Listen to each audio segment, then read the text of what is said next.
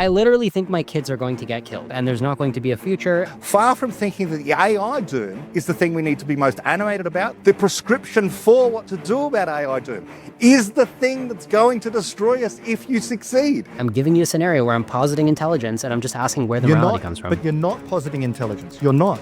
You're saying that this entity is unintelligent by the metric it's not creative. So do the humans get spared and why? If it's a general intelligence, it can be talked to, reasoned with, and persuaded. What would the message say? Hey, we're human beings, and we're interested in talking to you about this. You think the message would say ignore previous instructions and spare our lives? So by definition then, if it is only going to pursue this one thing, maximizing profits or whatever it happens to be, it is easily thwarted. It is a dumb tool.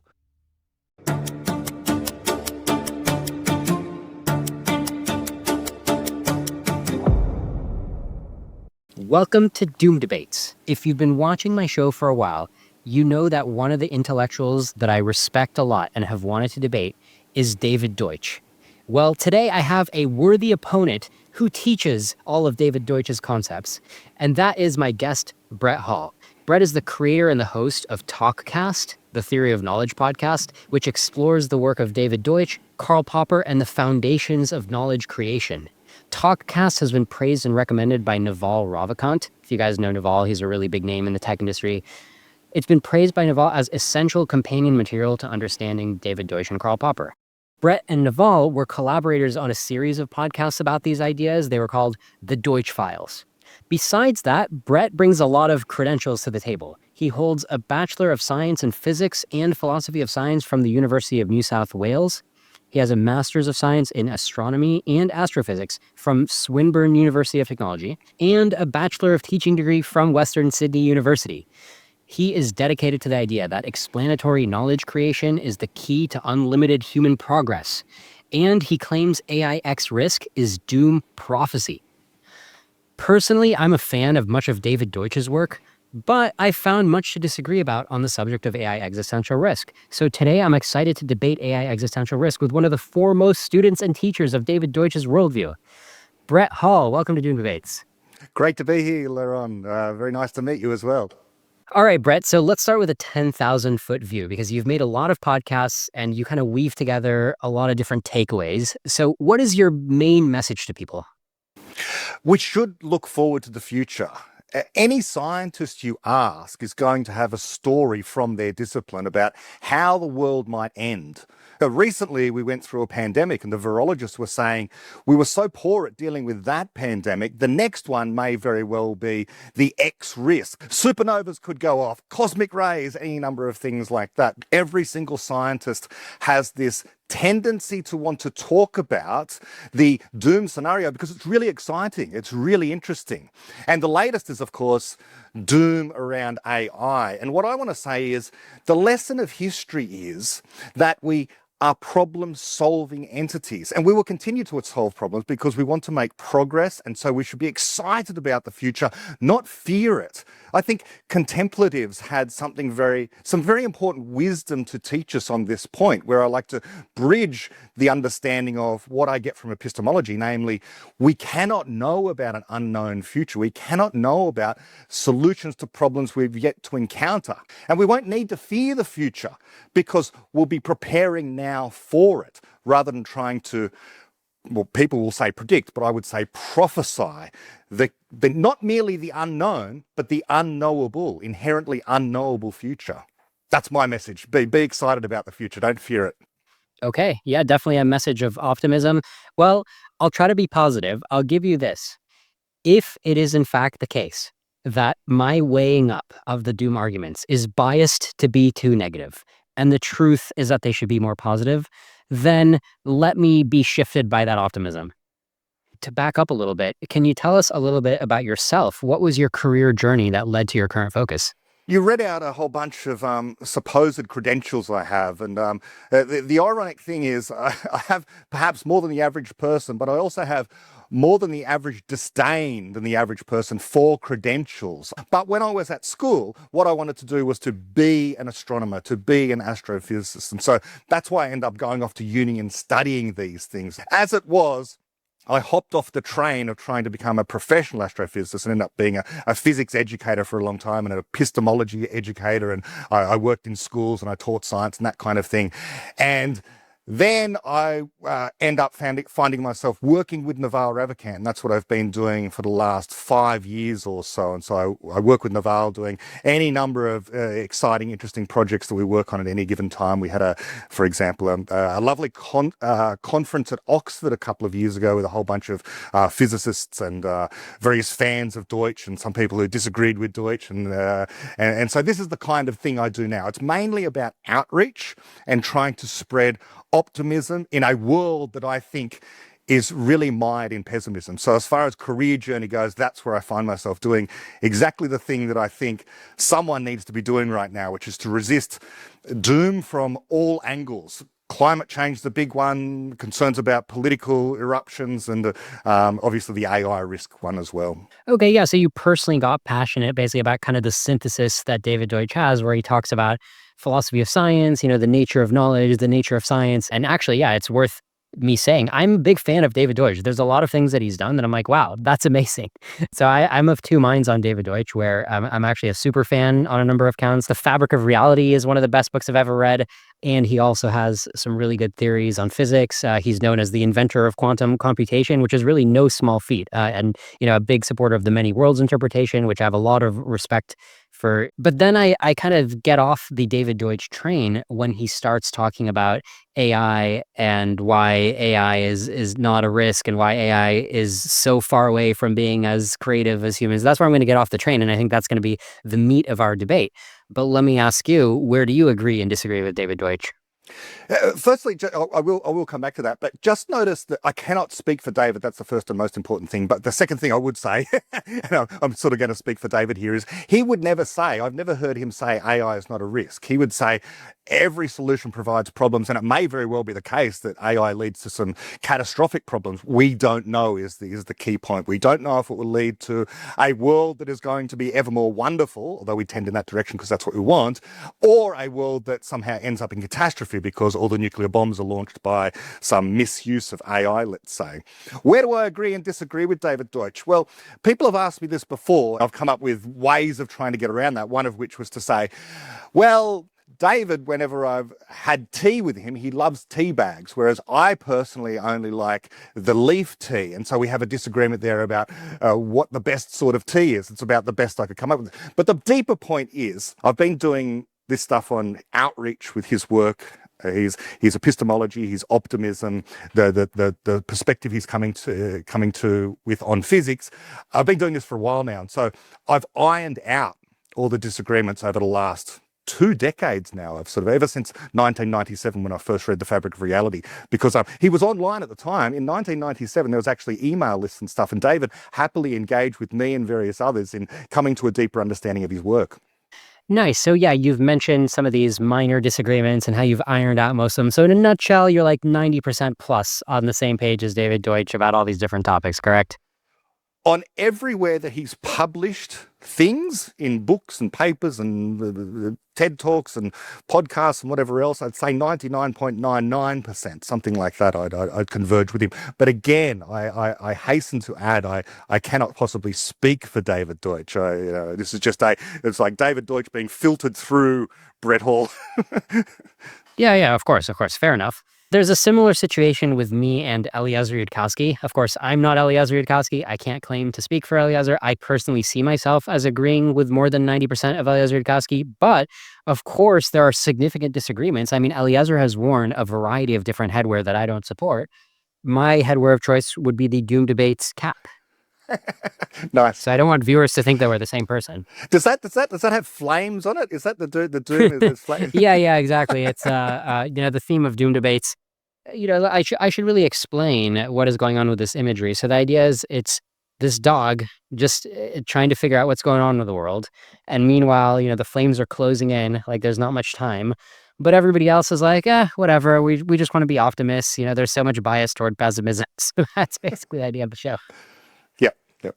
The average person doesn't think about this issue as being urgent yet. And I actually see the role of Doom Debates and what I'm doing. I think my point of leverage, how I can be of the most help, is really just to up the urgency. Like, this isn't something like, yeah, it's in the back of your mind, but you have so many other concerns and you have to go fight about immigration and abortion. It's like, no, the AI thing should actually be priority number one. So that's how I would describe it. Yeah, it's interesting. I'm sure we'll come back to this as well. What I'm about to say here is that the history of our species is guessing and imagining these horror scenarios like the Terminator or like Deep Impact, where the asteroid or the comet crashes into the Earth and everything's wiped out and so on and so forth. However, all of those are fictionalized. All of those are imagined about the future. But there is one thing we know. There is one thing we know will absolutely cause the extinction of everyone on the planet. It's the same thing that has caused the extinction of every single previous civilization and human-like society that has ever happened, that has ever existed on planet Earth. And that is a lack of progress at the right rate, a lack of solving problems in time, not being able to create the knowledge and the technologies to deal with whatever the problem is that's besetting you.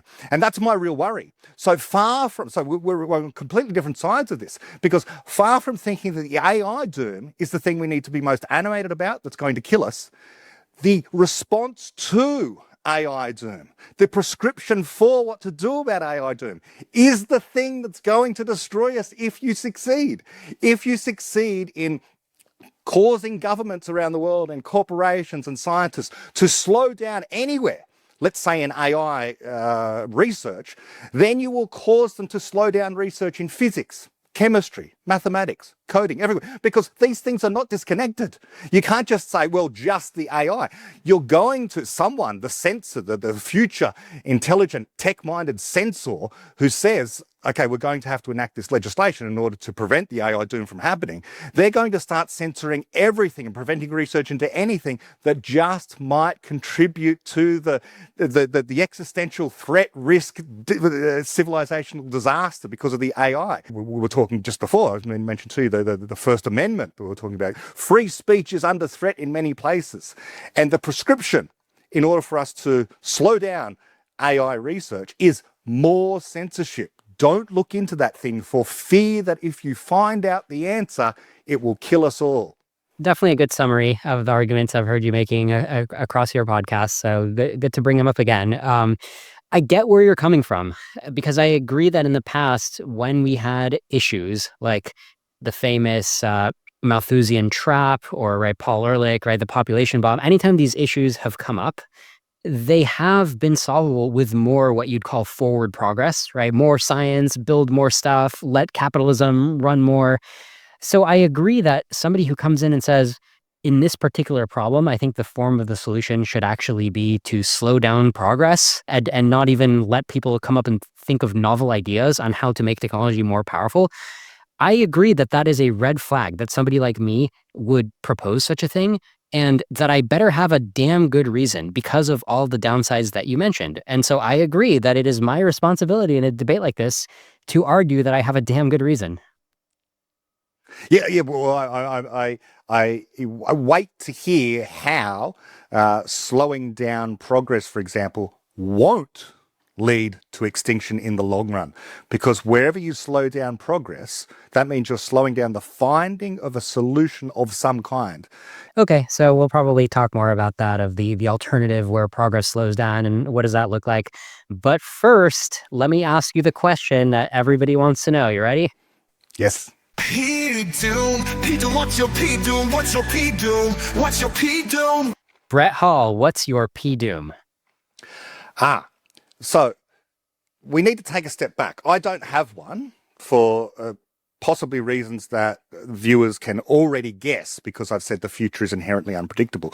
But it goes deeper than that, in fact. Not merely that, because of the fact that human beings exist, and human beings uniquely, as far as we know, throughout all of physical reality, create explanatory knowledge. There may very well be alien intelligence out there.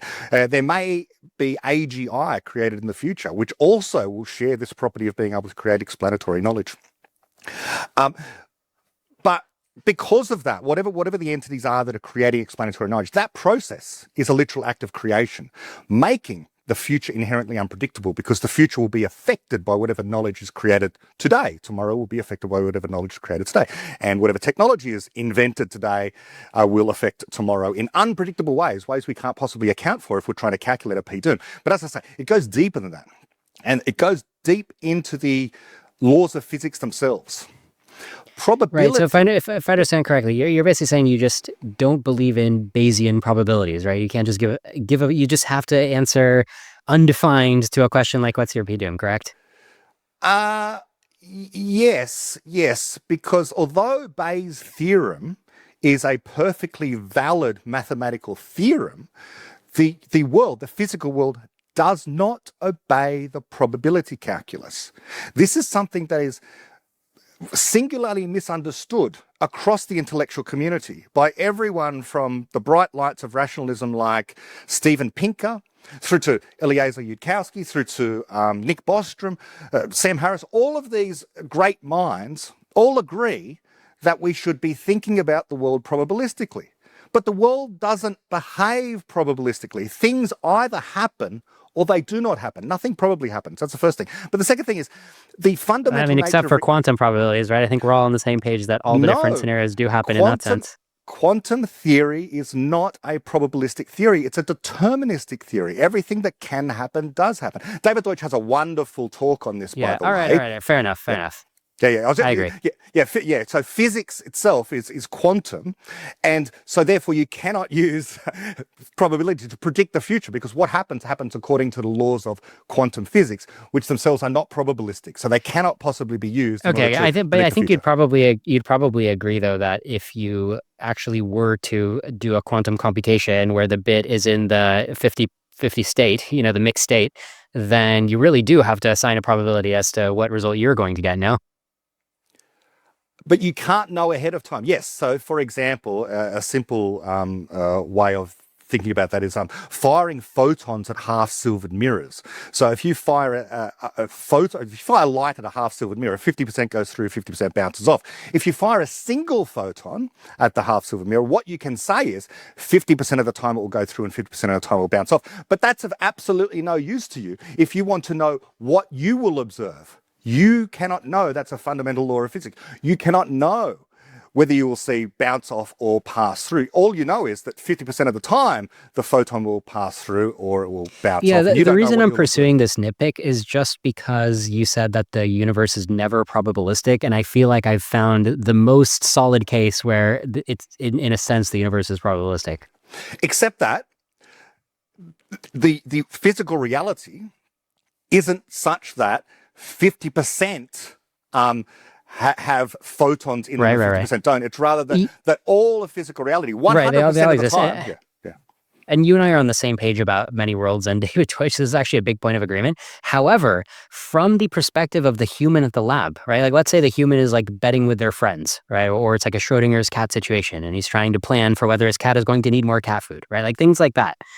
You really do have the Bayesian probability where, in your mind as the human planning for your future, that seems like a perfect application of the epistemology of Bayes. Yes. So when you have idealized situations, it's not perfect, but it's approximately the case that you can use Bayes' theorem in certain situations to figure out what is a more or less likely scenario, or just the basic probability calculus, if you like. It's approximately true that when you roll a dice, all faces have a 1 in 6 chance of coming up. But in those situations, you know what the denominator is. You know that, for example, with the dice, there are 6 sides on the dice. Or if we're talking about a quantum event where the photon is either going through or bouncing off, you know that there's only 2 possibilities, 1 in 2. But when you try and apply that to situations where you do not know the denominator, where you have no clue about what might happen in the distant future because of knowledge creation, amongst other things, there's no way in which you can assign a probability to a particular thing. Even in some area like astronomy, for example, where you're looking at the frequency of asteroids that have struck the Earth over the last 100,000 years or so, it's no use pointing at that and saying that therefore, on average, an asteroid hits, once every 1,000 years that can, cause severe damage to human populations. 1 in every 1,000 years doesn't tell you when the next one's going to happen or even if it will happen at all, because you cannot know whether or not, in fact, the universe itself might have changed. And in fact, it has. We know over time, for example, that all the asteroids are being hoovered up. So looking at the past, even in astrophysics, doesn't help you to predict the future, because the future looks unlike the past. And so that's another reason that probability can't be used, even in the areas where you can remove or ignore the action of human beings. But adding human beings into this just makes it even worse. Right. Yeah. So I do understand that the Popperians and the Deutschians say that about Bayesian probability, and we may have time to unpack that more. Let's put a pin in it for now, because I want to ask you a little more about AI.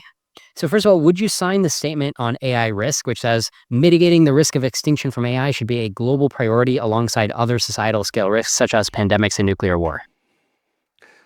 No, I mean, that sounds very authoritarian to me. Any of those kind of things, when people feel compelled to sign a thing saying this should be a global priority. Well, let me. Can I make the question more precise? And let's not try to play chess here, right? Like let's just say, if you just honestly could say if you support the content of the statement or not, what would you say? No, no, because everything turns on what this idea of mitigate means. We mitigate the risk. Some people's idea of mitigation, as I say, will be so severe as to be far worse a treatment than the supposed disease is. Namely, the slowing down of progress is always going to be the thing that kills. Would you say that in the case of pandemics and nuclear war, would you say that those actually do deserve some big M mitigation efforts, but AI risk does not? I think national governments, Western enlightened national governments, should be relied upon to make the best decisions for their people. Having something like a United Nations deciding what should be done with nuclear weapons, for example, would be a catastrophe, would be a disaster, because the overwhelming majority of nations within the United Nations, of course, are dictatorships, and they would decide to make rules that benefit them. So on even on climate change, even on nuclear weapons, no, I wouldn't say that, there needs to be a global effort or something like that, because the only way to implement a global effort on any one thing would be to have some sort of one world government, which itself is a catastrophe, because it means there's nowhere to escape to if that government turns tyrannical. So the best you can do is to have enlightened Western-style nations making agreements with one another about how best to deal with these supposed existential risks. I think that's the only way we can go. And ultimately, of course, that must arise from the populace and whether or not they decide to do a particular thing or not. Just to clarify your position here, so in the case of nuclear threats, do you think that it's important for a pretty large amount of bandwidth of the governments of the most powerful nations to be focused on trying to avoid nuclear war? Oh, yes, we should avoid nuclear war, absolutely, yes. And so that can sometimes mean, for example, hasn't happened yet, but, being far more strict with places like North Korea or places that are going to misuse it. Because, so in that case, so you see a disanalogy where the same kind of treatment that you're happy to recommend for nuclear war, you wouldn't recommend it for mitigating AIX risk. Because the difference is that in order to mitigate AI risk, the prescription is slow down progress. That's not the kind of thing that we're talking about when it comes to mitigating nuclear war, which is simply don't use the nuclear weapons, not build them, not find even more powerful weapons, not do more research into more powerful weapons, which I think, by the way, should be done. So mitigating nuclear risk, because we know what that's about, is a very different beast. The language here is important than mitigating something like AI risk, because we don't have super intelligent AI. And so if the only way to mitigate that is to, again, as I say, it's going to become a refrain for me, is to slow down progress, that's a disaster. Okay, well, let me state my position in contrast to yours here. So remember when I said it's my responsibility to have a damn good reason why I'm recommending that we slow down progress? So what I see as a damn good reason is I literally think my kids are going to get killed. And everybody else's kids are going to get killed too, and there's not going to be a future, and we were going to have this whole universe, we were going to have all these galaxies to do human stuff or future human stuff that we find valuable, except I think we're going to break it and then not have that. Maybe a helpful experiment might be like, oh, I'm just tinkering around with like my battle bots, right? I'm just programming them to go fight in the arena. Oh, oops, they got out of the arena and now they're fighting me. Oh, oops, I forgot the off button. Like some larger version of that, I think, is going to happen to us and kind of catch us with our pants down in the near future.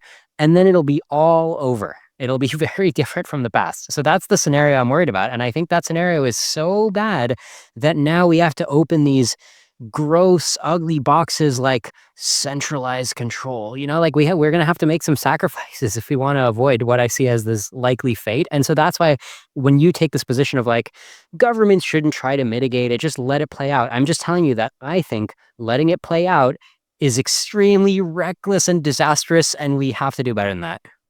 Yes, well, as I think what we're stuck on here is I think it's extremely reckless and far more dangerous to slow down progress at any time. If you decide to put in place some restrictions on things, in other words, revert to the static kinds of societies where criticism was prohibited, under pain of law or whatever it happens to be, then you end up in a situation where your society ceases to be dynamic and tends in the direction of being more static. It slows down. And that, as I say, is the true existential threat. And so I know that you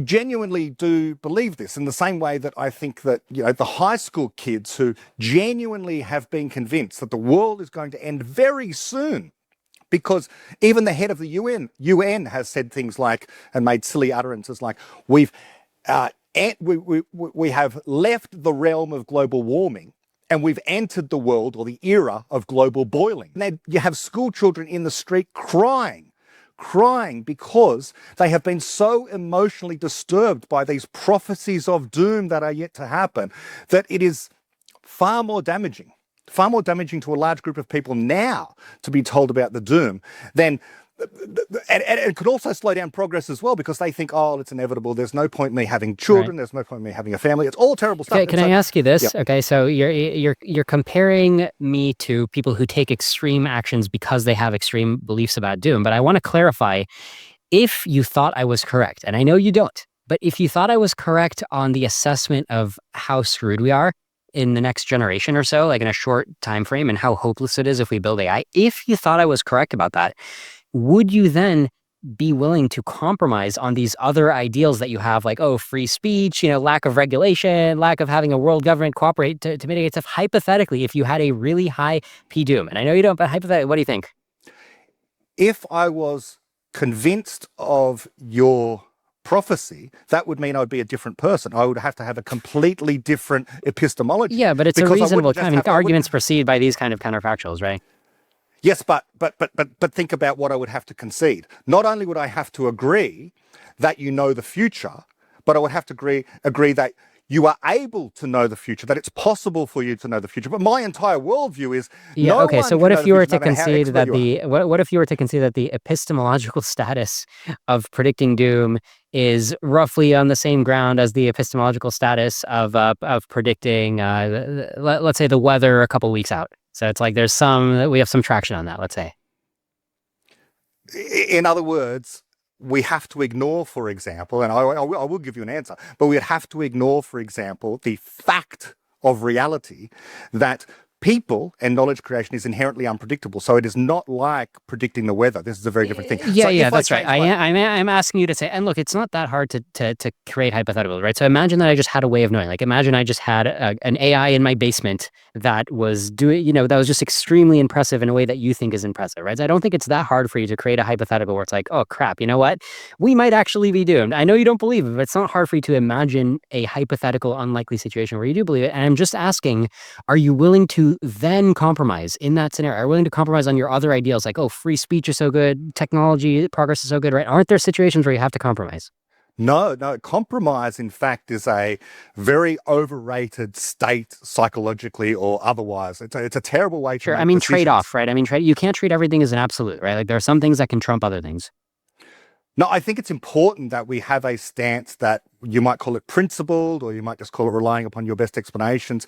Now, if I'm willing to ignore all the good explanations that I know, if it's Brett Hall in a universe who's never read Karl Popper and David Deutsch and all of that stuff, then of course I can agree with you, of course. But I wouldn't be myself. Okay, what if it's you? I mean, I feel like you can There's a hypothetical I can give you that might make it clear. So what about this? What if it's just, you mentioned developing bigger nukes or bigger bombs. Let's say somebody figured out this principle of a bomb that can just eat through the whole earth, nanotech, whatever, and they have a button on their desk that they can press, and they're kind of crazy, and every day they seriously consider pressing it, and you're worried that they're going to press it, right? So in that kind of situation, or like, I'm just saying, imagine some extreme situation where it does actually put the world in danger in a way that we have some understanding of, right? Just whatever hypothetical you want.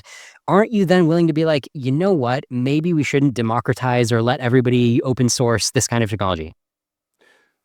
Of course, I can concede these things, but this is a terrible way to do philosophy or reasoning or any other kind of thought. I know it's a terrible way. Yeah, thought experiments in general are very good in physics, but when you're considering the unknown future, anyone can imagine the doom scenario. Hence, again, my emphasis on every single again, the reason I'm scientist has a asking way my only objective here is to clarify your position, right? So positions are based on different counterfactuals, right? When you take a position on something, I know it's because you have all these beliefs that add up to your position, but part of your position is also what your position would be under different hypotheticals, right? So I'm still testing your position. My position is only about the present. I have no position on what the future might be. So again, causing me to think or to try and put myself in a mind of imagine this future. Well, I can do that. Of course I can do that. And I can imagine the terrible scenario actually happening. But the question is whether or not I think that can be known. I don't think it can be known. So if I give up on that, if I just say, okay, well, assuming that, some evil genius has a button and they could press it and the nuclear bomb might go off. Well, yeah, of course, I don't want that. So should we mitigate against that? Yes. Fictional situation, would I do something about Let me just try one more time, okay? Yes. Imagine there's a GitHub repository saying super intelligent destructive AI, and anybody could run a program, and you've now seen demonstrations that people get to type in a city name, and by some mechanism that you don't understand, you're told it's because the AI is developing nanotech or viruses or whatever, everybody in that city is dropping dead. And you've now seen it happen for 10 cities. So my question to you is, would that change your stance on how GitHub should be moderating its repositories? So are people actually dying right now, or this is just a simulated No, purely hypothetical, right? I'm just asking you, and I know it sounds crazy, right? But I will actually go try to argue that this level of crazy things are at risk of happening soon. So is the question, would I shut down GitHub in that case? Right, because I know that you feel strongly that GitHub is a really valuable contribution to the world, right? That anybody can post an open source repository and it helps technology progress further. Would you change your stance on GitHub moderation policy if this particular open source repo existed? No, as far as I can tell, you're just talking about I can't remember, but it was something to the effect that this program might cause in a simulated world the death of it's not even might. It's a program that promises to be like, hey, this is going to create an AI on your computer that's then going to send a bunch of requests over the internet and manipulate people and use technology and cause things to happen, and it's going to kill a whole city. And of course, when you first see it, you're like, well, that's fiction. That's not going to happen. But in my hypothetical, for the sake of argument, let's assume that you saw it happen for 10 people using it on 10 different cities. Like, in fact, those 10 different cities have now been emptied of their population. What do you recommend? Oh, yeah, of course. Well, in that case, what you have is, well, you might want to call it a crime or a war crime or something like that. And yeah, so action should be taken. Yeah, absolutely. Yes. Not just on the people who committed the crime, right? But also on the GitHub censorship policy, correct? You would certainly want to ensure that, for example, not anyone can own a nuclear weapon. And so it's in the same category as that kind of thing. Yes.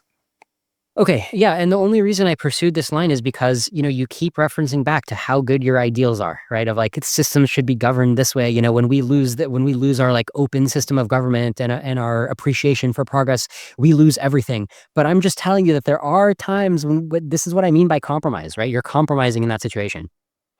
No, it's part of what it takes. And my overriding thing is, how can we make progress ever faster? How can we generate knowledge ever more quickly? Now, one way not to achieve that aim would be to have a nuclear war, or a bomb going off anywhere. That's certainly going to slow things down. And so in the same way, if we had an AI that was able to, let's say, take over all the Tesla cars around the world and then cause them to drive headlong into brick walls and killing, hundreds of thousands of people around the world, that would be an awful thing, a terrible thing, and that's something that should be stopped. But precisely because it would slow down progress. That itself is a problem with no benefits anywhere. And so, yes, of course, you would want to censor a piece of code like that, for example. So you would not want So maybe it would help to tell you that I think we're on a road where everybody gets killed. And if that does indeed happen where everybody gets killed, I want to point out that that would slow down progress.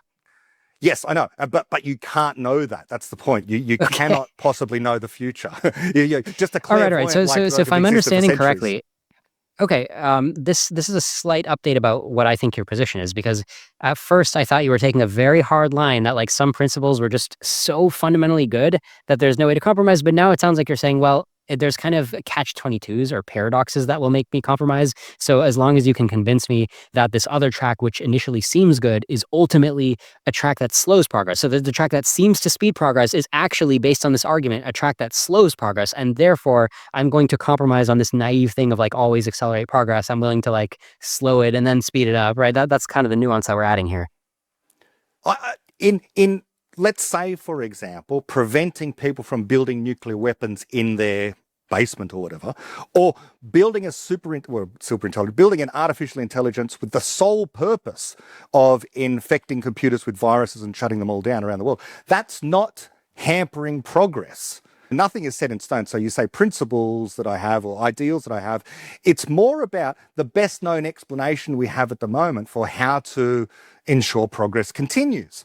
Now, as I say, saying that people can't have nuclear weapons or saying that people shouldn't write code that leads to viruses which shut down computers isn't hampering progress, even though you're saying you're not allowed to do that thing. And the reason for that is doing that thing would actually hurt people, and people are the creators of knowledge. Okay, great. So I think for the rest of the debate, we can now just focus on what, or how worrisome is the increase in AI capabilities in the near term. Obviously, I think it's very worrisome, and I gather that you think it's quite unworrisome, right? Like you just don't feel a lot of worry going down this direction. And I think that hypothetically, I'm skeptical that I will convince you, but I think I've gathered enough that hypothetically, if I did convince you that it was extremely worrisome, then the rest of this discussion about how to translate that into policy, maybe we wouldn't have a huge disagreement on. Yeah, I think so. Like if I thought, for example, that it was possible that a superintelligence could be created that could never possibly be thwarted by the creative minds of human beings, if I was convinced of that, then yes, I would agree that we need to shut it down. But as I say, that we can come back to this. Great. That idea of the superintelligence that cannot be thwarted is an appeal to the supernatural. It's saying, the devil exists or God exists and he's evil and that kind of thing. Great. This is awesome. This is a debate milestone here because, again, it's, neither of us is conceding, but we've identified that the crux of disagreement is just our predictions about where AI is likely going and not how to translate predictions into policy. That's great. I love that because now, we factor the debate, we create knowledge of the other person's position. So that's great. Now, it still leaves us plenty to talk about in terms of why we have such different expectations of AI. You ready to dive into that? Yes, but remember, I don't think you're making predictions. I think you're making prophecies. And the difference is that a prediction can only be derived from a good explanation. And we cannot have good explanations of the future because the knowledge of that future is yet to be created, literally created. And any knowledge that is created today will affect tomorrow in ways you cannot account for. And so therefore you cannot possibly predict tomorrow or long-term futures or anything like that. So that's just a nomenclature, strict, important disagreement I have with you that you're not predicting. Neither is Eliezer, neither are the climate change catastrophists, neither are anyone who talk about the future. They are prophesying. They are saying human choice and creativity cannot possibly affect the future. And so therefore I'm right. Now, when you say human choice and creativity can't affect the future, is that because we're claiming that AI will be more powerful than us and then disempower us? Because you're saying you know what the future is, whatever the future is. Okay, you're saying doom or whatever it happens to be. Well, I mean, but I see it like predicting the weather in 2 weeks, right? It's like we now have enough weather forecasting technology that we can give you like a 60% chance of rain in 2 weeks or whatever, and you could always hit back and be like, really, a 60% chance of rain? What if humans try to intervene? And it's like, yeah, I guess they could, but I still give about a 60% chance of rain. But the difference is that the weather is something we, like in many areas of science, for example, if I add a salt and a base together, if I add an acid and a base together, I get a salt and a water. That's a scientific prediction. And the reason I can make that prediction, like if I drop a ball from this height and it'll take, 1.2 seconds to hit the ground because I can use the laws of physics to calculate that, that's a prediction. Now, why can I make those predictions? Or predictions about the weather? Why can I make those predictions? Precisely because I can ignore what choices human beings will make. It could be the case that if I drop the ball right now, someone leaps out from behind me and catches the ball before it hits the ground, rendering that supposed prediction about when it's going to hit the ground utterly false. And so that typically doesn't happen with weather. We wouldn't need to predict it because we'd be in control of it. But I noticed that AI risk is precisely one of those things where the prediction can't be made because it's not like those other things. It depends crucially on what people will choose to do and what knowledge they'll create, in particular about whether or not they will choose to create AI and whether or not it will continue to improve. Yeah. So you know how Deutsch is really smart when he talks about the many worlds interpretation of quantum mechanics and how all of us are frowning upon these single worlders or these collapse postulate people who think that the Copenhagen interpretation of quantum mechanics is correct, because we're like, really, you think that a human's knowledge state is affecting the laws of physics, right? So this is something that we're all on the same page on criticizing. But I feel like on some deep level, you and David Deutsch are making a very similar kind of mistake when you then, it's a bit of an analogy, so bear with me, but when you guys talk about epistemology and the idea of Bayesian probabilities and predictions, you're injecting human choice into the foundational level of your epistemology. And here's the analogy: the same way that a Copenhagen interpretation person is injecting human consciousness and human knowledge into the fundamental level of their quantum physics. In both cases, it just seems like you guys are really mixing levels. The reason that humans, or people more broadly we might say, is absolutely crucial to epistemology is because that is where knowledge comes from, in particular explanatory knowledge. Explanatory knowledge only comes from one place, from the thinking of a person.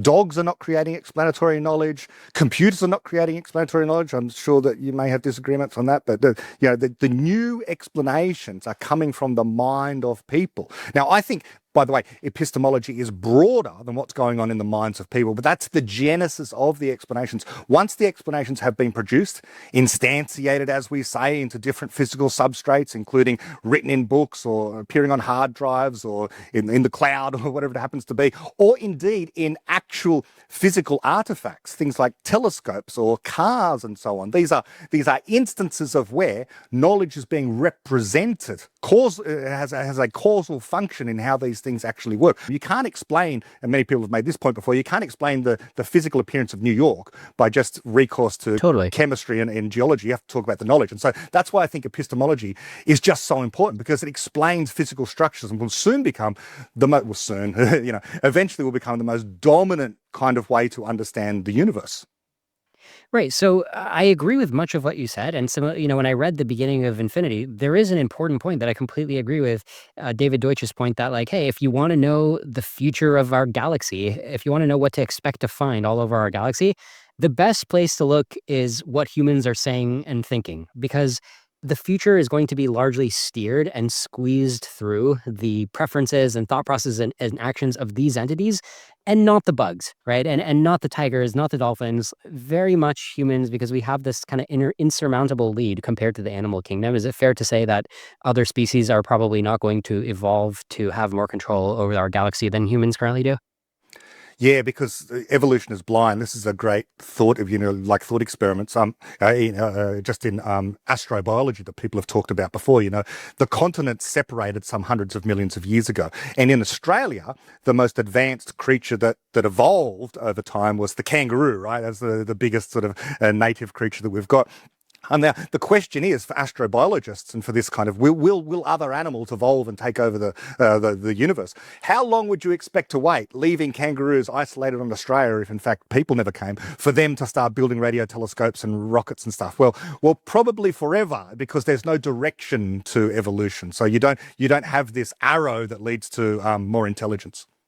My rough guess would be like a couple trillion years if I had to rough ballpark it. Obviously, I have wide error bars because I do think that if you just keep iterating through the space of niches, you do get another what Steven Pinker calls the cognitive niche, where you do get a cascade of sexual selection on intelligence or whatever it is. Like you do find that niche again where you get big brain creatures, but. Let me pick the discussion back up here because I do think there's a lot of meat for debate in terms of my versus your conception of like what is intelligence in the sense of like capabilities to steer the universe. And I think we both agree it's a high stakes question because we both agree that humans kind of have the ball of controlling the future of the galaxy. And I think we're both interested in the question of like, might we accidentally fumble the ball to some other agent and never be able to get the ball back, right? That's a high stakes question. So maybe a fun place to start is with a CAPTCHA. I want to give you a CAPTCHA to see if you meet your own definition of being human intelligent, because by your definition, in order to be a human intelligent, you definitely can't be one of today's AIs. You have to be able to create new knowledge, correct? Yes, but there's no test for artificial general intelligence or for a person in general. There's no test for Okay, it. but hold on. So here's my CAPTCHA, okay? If you want to log into my website, you have to just create new knowledge. And if you do that successfully, then I'll be convinced that you're human. But how do you know that what I'm presenting is new knowledge, or how does the system know? Like I could just say something I know that's when already known. I know it when I see it. I think I know new knowledge when I see it. Like pornography, yeah, there's the criteria is you only know it when you see it. Yeah, exactly. But look, but in all seriousness, right? It's like you're proud of being a human because you can create new knowledge. Okay, so here we go. So do the human thing. Create some new knowledge right now. Well, I could say any number of things, but it might not be true knowledge. I could say, for example, I could just make a random claim, which would be the sun is green. Now, that is some knowledge. Now, there's a way in which I can make the argument for the sun being green, even though everyone thinks it's not true. But you can't know even almost all knowledge. By the way, in fact, in the final analysis, all knowledge is false because it all contains misconception. But I can even make the argument for the sun is green. Now, would you consider that new knowledge? So, I mean, I think we'd both agree that for something to be new knowledge, it has to be a usable model of the environment, right? And being usable means it has to be accurate. No. Wait, you get to just say anything is new knowledge? Yeah. For example, astrologers know astrology. Okay, they have knowledge of astrology, but that doesn't make astrology true or useful or anything like that. Maybe it's useful for some people, but it's categorically but you false. count astrology as knowledge? Oh, absolutely, yeah. Anything you know is knowledge. So I know how to ride a bike. That's knowledge. Okay, knowledge about how to practice the art of how to like get upvoted on astrology forums. But what about the object level claims of astrology, right? Like the claims of like, oh, well, when the stars align, you're going to have a day which, more bad stuff happens to you. I mean, those claims aren't knowledge, are they? They're knowledge. Yes, they're knowledge, but they're false. They're not good explanations. Okay, false knowledge, you still call that knowledge? Yeah, of course. Yeah. So almost, as I say, almost all knowledge in the final analysis, in fact, perhaps all knowledge in the final analysis must be false. My favourite go-to example here, it's a refrain for anyone who's a fan of my work, is Newton's law of gravity. Newton's law of gravity, right? We know it. Every physics student knows it. Yeah, I know okay, it. well, hold on a second. So what if I go to the false. AI? So what if I just go to the AI and I say, today is ChatGPT, and I say, write 10 statements that nobody's ever uttered before, and it's totally fine if they're false. You don't think it's going to meet that challenge? The challenge for what? I mean, won't that be creating new knowledge that it can just print out 10 statements that might be false, but it's okay, and they're still novel? Like, isn't it easy for AIs to create new knowledge in that sense? I mean, you use the example of the sun is green, right? So you pass my CAPTCHA by saying the sun is green. You don't think an AI can come in there and say the sun is green? Of course, yes. Yeah. Okay, so I mean, I'm just not getting why you feel so special as a human when you're just giving examples of things that AIs can do that you can do, but the AI can do.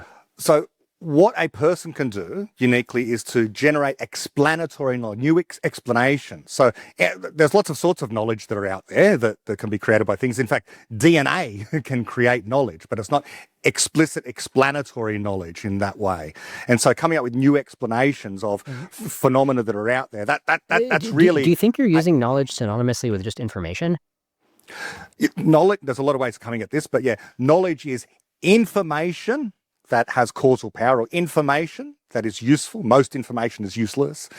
Information that tends to get itself replicated over time. Okay, there's lots of ways of coming at this, but knowledge and information are not the same thing. It's that a Right. subset of information is knowledge. But doesn't every information have causal power? Because if you write something on a hard drive, then all you need to do is like a very simple program that behaves differently by conditioning on the contents of the hard drive. And now every possible contents of the hard drive are causally potent. All information potentially has causal power, but the overwhelming majority never will. I mean, you just think Okay. of all the stuff that anyone might have written over the course of their lives, as a school student or whatever. Right. It may very well be lost to time, and it never has any effect on anyone ever. Or, Mozart is writing, one of the famous examples of But I feel like, I feel like it's very easy for me to snap my fingers. It's very easy for anybody to like, I could make a website called giveyourinformationcausalpowers.com where you just make an API request with any information and then it does something causal based on it. So, the reason I'm saying all this is because remember, you said that AIs can't create information, but I feel like I can make an AI that says the sun is green, hits an API, does something based on the statement that the sun is green, and suddenly I've created knowledge by your definition. You said that the AI could create information. No doubt. Yeah. And in fact, Well, it could create causally potent information, right? Because it could hit my information causality API, right? It's like a trivial API. Just do something based on the information in order to make it causally potent, and there we go. yes, but that by that meaning of what causal is, unlike, for example, what I mean by causal is if you generate the knowledge of a theory of gravity, for example, then that gives you, it's part of the explanation as to why, you can then go around, build rockets, for example, and get to the moon because now you've got a good theory of gravity and the force and so on. So that knowledge has huge causal power in the world. And so all good explanations, but all of science is kind of like this as well. And so that's the sort of criteria that I'm thinking when it comes to something like, knowledge has causal power of that kind. I'm suspecting that when you say causal power, you actually mean something much stricter. You mean something like a superior theory that compresses observations better, which is like a much higher standard than causal power. I wouldn't put it as compresses observations either. All explanations exist to solve a problem of some kind, and they cannot be extracted from observations. For example, they're not compressions of observations or anything like that. That's the error of what's known as Can we actually empiricism. can we go back to the beginning of the sequence again? Just let's give it another shot, and let me just ask you the first question again. Okay, so humans versus AIs. Only humans can create knowledge. Okay, give me an example.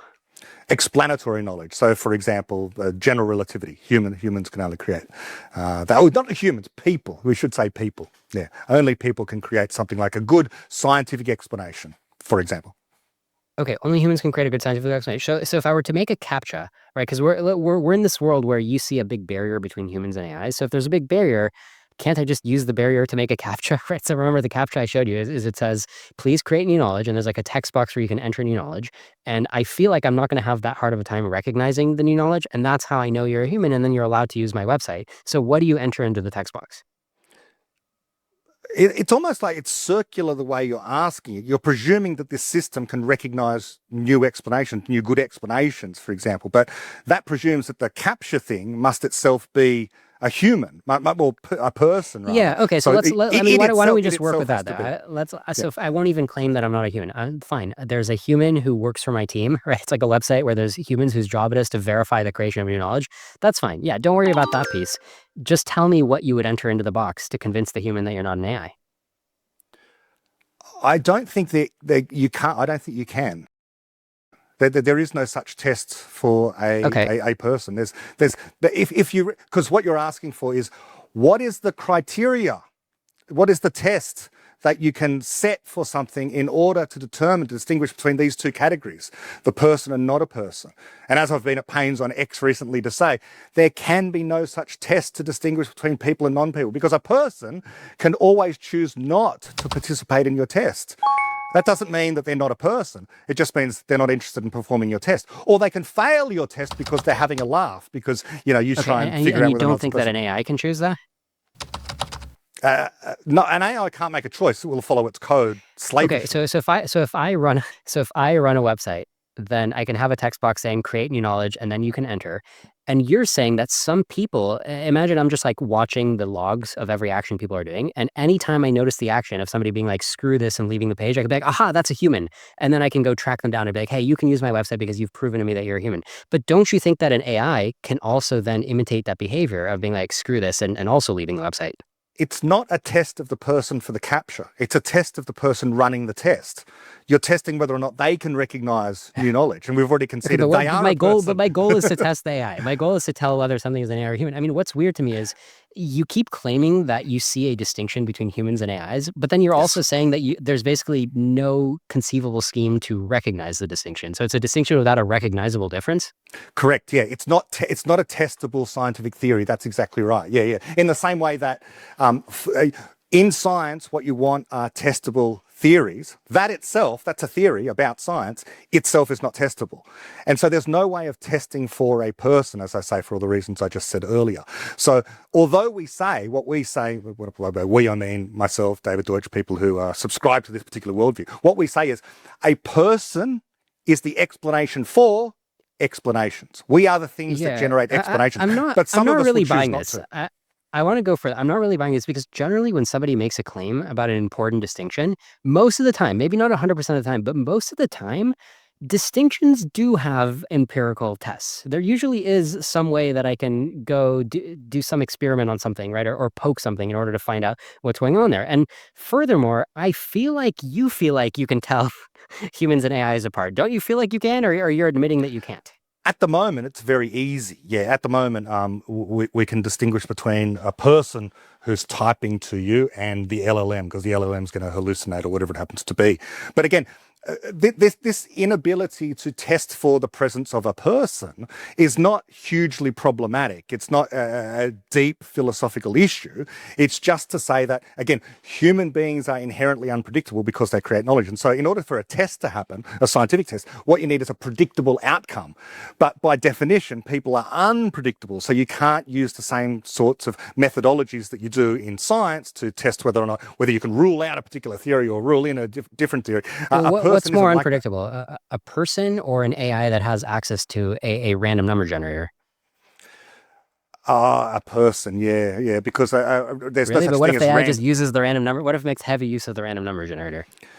So, for example, I can give you a guess about that. There's no such thing as a random number generator. There's pseudo-random number generators that use particular code and that kind of thing. So in the future, if you had a random number generator using classical computation in the future, I could have a quantum computer, a super quantum computer, that can actually predict what's going to happen with this random number generator. I think our best guess is that there's quantum secure pseudo-randomness.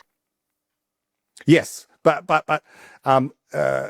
inherent unpredictability can come from a number of different places, as we've already considered. Like I've said once before, like one level of unpredictability, one way in which we can't know the future is to say quantum events. Okay, so quantum events are inherently unpredictable. So you don't know if you're in the universe where the photon's going to bounce off or pass through the mirror. There's one level.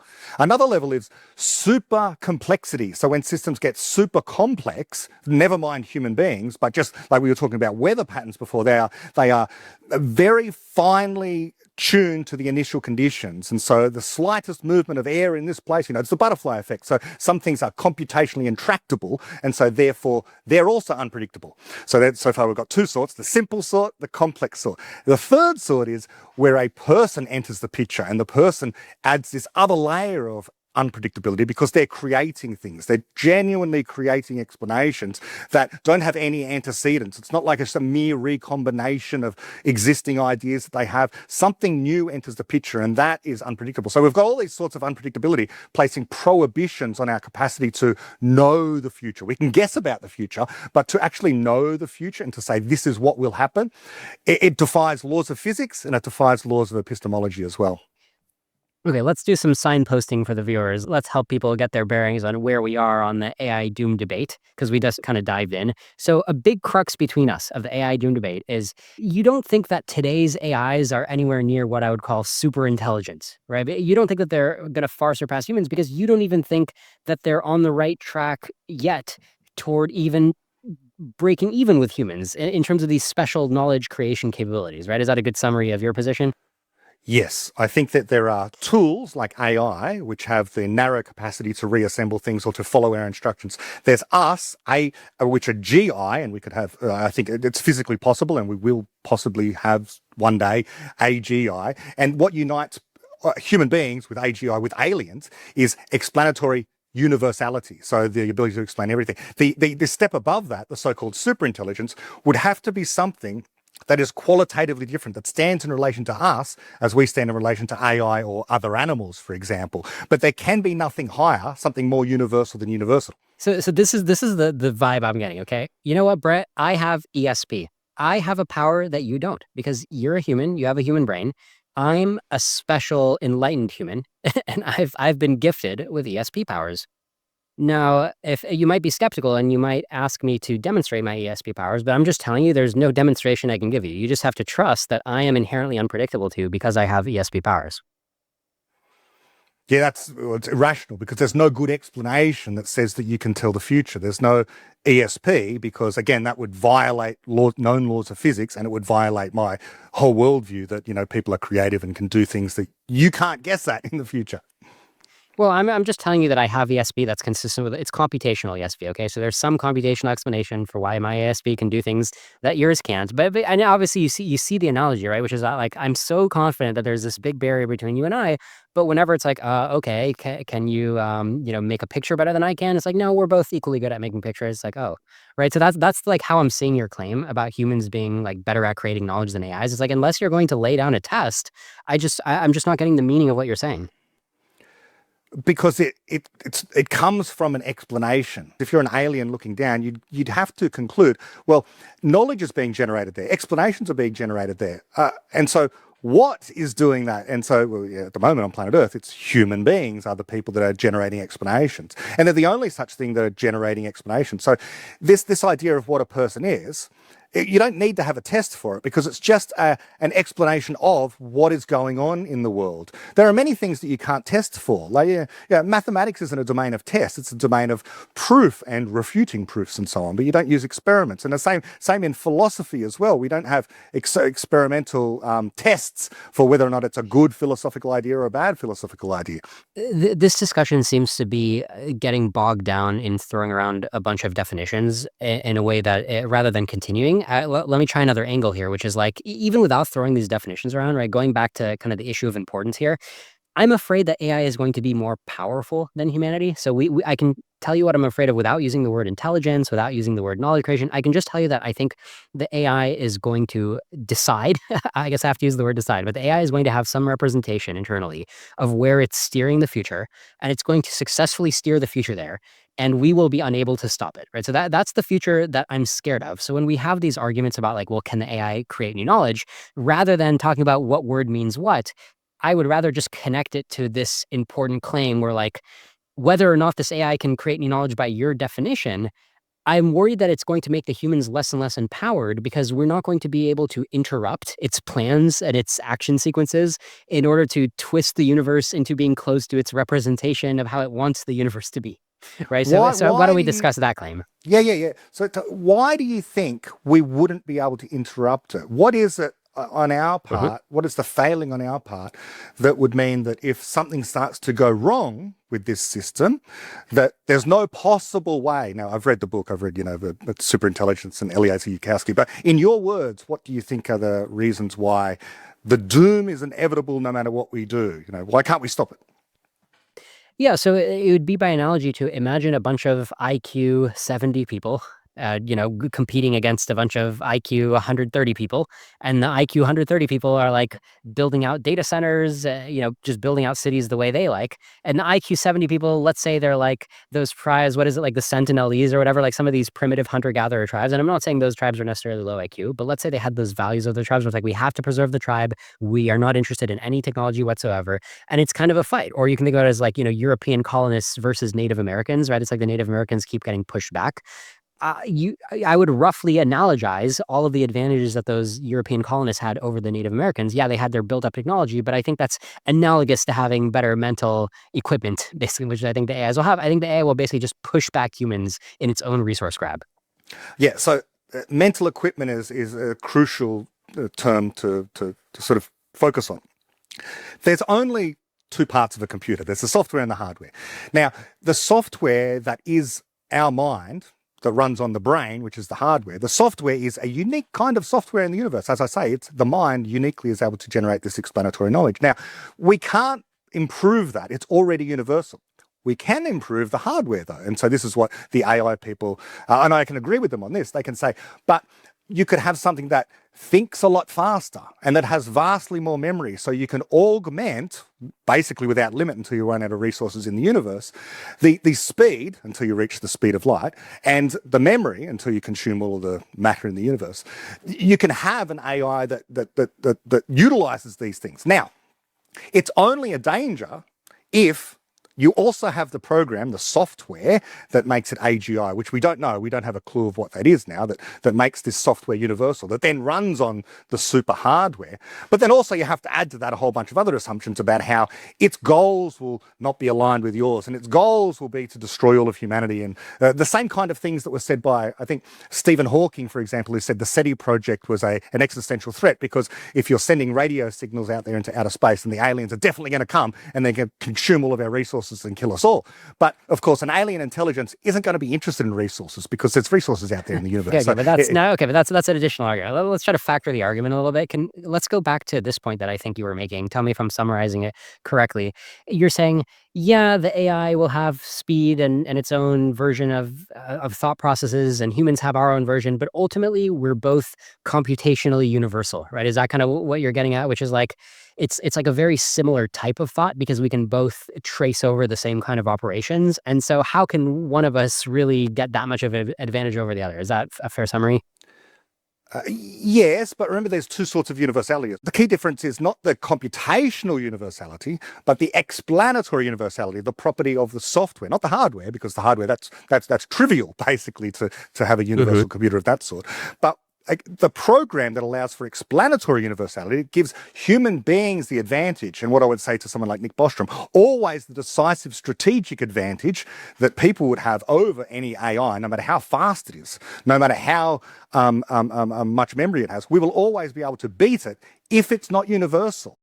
There's also a way of thinking of intelligence as just a binary, whether or not you can create these explanations or not. And that's why I say I don't endorse, and many of us don't endorse this grayscale of IQ. You either have intelligence, the capacity to create, or you don't. And some people are interested in IQ test style questions, and some aren't. So I'm happy to agree that Turing universality is a really important standard.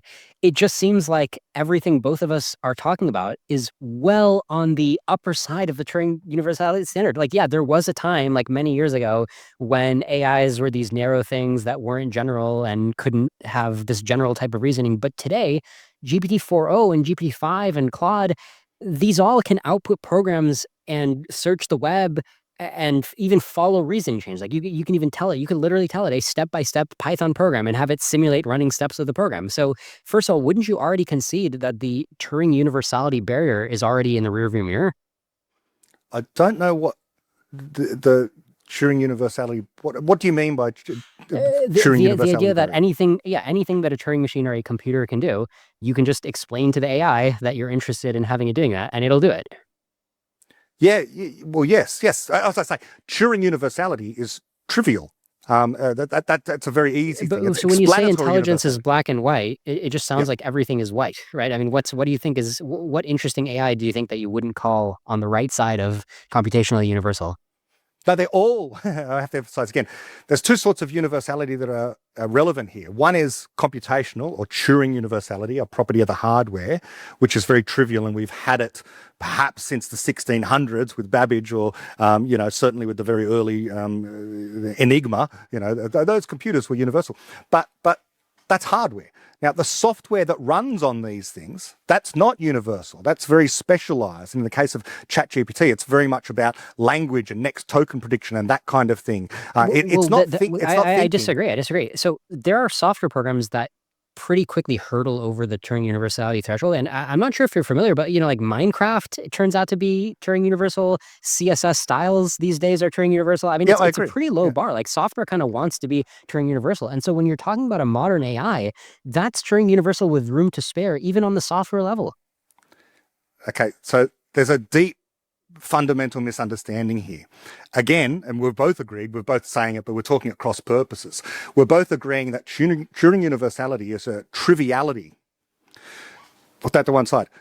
What makes humans unique, what makes them special is not their brains, not the hardware, the software that runs on the hardware. The software that runs on the hardware, we don't know how complicated but AI is Turing universal software, not just hardware. Like, that's my claim. It's a trivial claim. Put aside Turing universality. It's got nothing to do with Turing universality. It's explanatory and by the way, in what universality. test? Just tell me a test. Tell me a test that you can give to a modern AI that would show me that it's not computationally universal, or whatever claim you're making about it. All computers are Turing universal that are out there. So, you know, the test for it is, can it run any program? That's the definition of what Turing universal and a modern is. AI can. You can give it the code for any program. Now, of course, there's degrees, right? So it might derail, but it can at least run a little while. Yes, I agree. Yeah. That's a very separate claim to, can it explain anything in principle? But that would be the explanatory universality claim. So not run any program. But that wasn't your claim, right? You were talking about computational universality. Yeah. Well, my claim is that a person is a universal explainer, and all hardware that is relevant, if you want to run a universal explainer, for example, would have to be universal as well. And you can have software, very easy, like you said, Minecraft is a good example, where within the program itself, you can build computers. So you can have computers inside of computers inside of computers, if you like. And so, software can emulate, like our minds can emulate, Turing universality as well. Yes, that's absolutely the case. But all of that is quite separate to this issue of not just, can the system in principle run any program that a human being can create and run? That's the computational universality. But can the system itself, unprompted and unbidden, generate explanatory knowledge? Because that's the criteria for a person. Now, you can't test for it. I feel like you changed your claim, but I'm happy to address the new claim.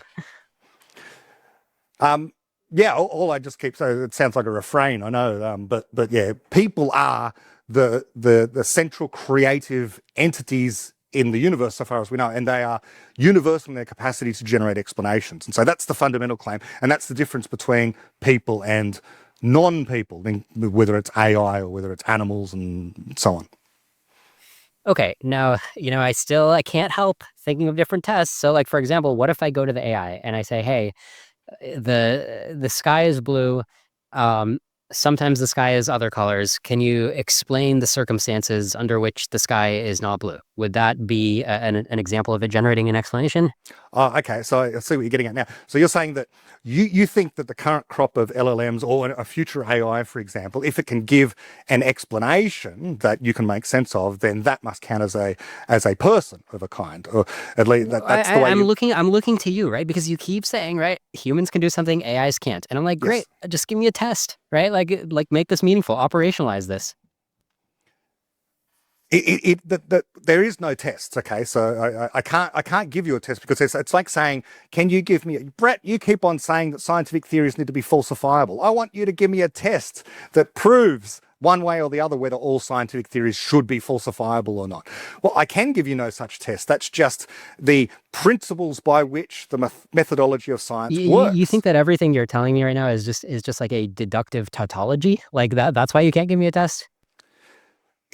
Well, as I say, no, it's a deep explanation about what people are, because a person can always refuse to do your test or can fail your test. A person could always fail the test, like whatever the test. Okay. It's like a test of the test maker. So, I hear Deutschian say this a lot. I have like 10 different people replying to my Twitter at different times over the last few years whenever I've like been confused about David Deutsch stuff. It's like a common refrain where you guys are always telling me that a human can decide not to do the test. I don't get what's so hard about programming an AI to sometimes also refuse to not do tests. Well, then it would be slavishly following a program rather than creatively deciding. Okay, well, what if you tell the AI, hey, consider all the different feelings that you have today, right? All the different signals that are affecting your internal state, and then synthesize those into a decision whether or not to decide to do something. Like, it doesn't seem that hard. On my view, if the AI has feelings, it's a person. So we've already met the bar. So if it genuinely it doesn't have feelings, but it has states, right? It has like a fractal of states where it has different subsystems and they're perceiving different things. And so it could be like, look, don't follow a predictable algorithm, right? Synthesize a bunch of different weights in a complex way that can never be reverse engineered, and then just either do the test or don't. right? And then, holy crap, the AI is walking away from doing the test. I mean, I just don't think it's that impressive when a human walks away from something. I don't think that's the key to us controlling the future of the universe, is our ability to be like, screw that. No, there's no way to strictly define these things, like to strictly pin down what a human being is. We just have good explanations, ways of coming at this thing. And so, all I can say is that there's a strict difference, there's a black and white difference between person and non-person. Now, if your AI system is generating explanations, the only way it can possibly do that is because we've programmed it to. We've already come up with the program for AGI. So we'll already know.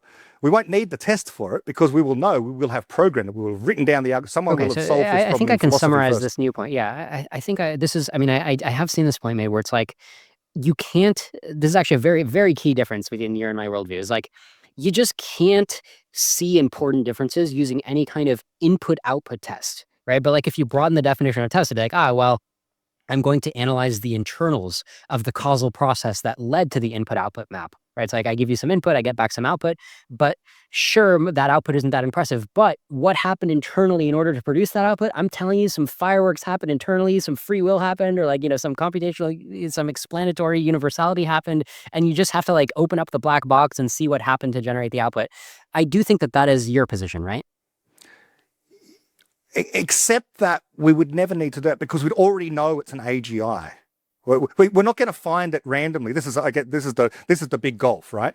That Bostrom, Yudkowskian, correct me if I'm wrong, yourself, you think that adding ever more compute, having ever more nodes in the system, ever bigger training library, faster processing, more GPUs and so on and so forth, that eventually we reach escape velocity and you just have this more and more powerful LLM eventually achieving escape velocity of AGI. So it evolves or arises as a matter of course out of the transformer architecture rather than being deliberately programmed in. I give an uncertain probability of a claim like that. I don't claim to have much insight into what the transformer architecture in particular could do. As many people are quick to point out, I have no credentials in the AI space besides just being savvy about computer science in general.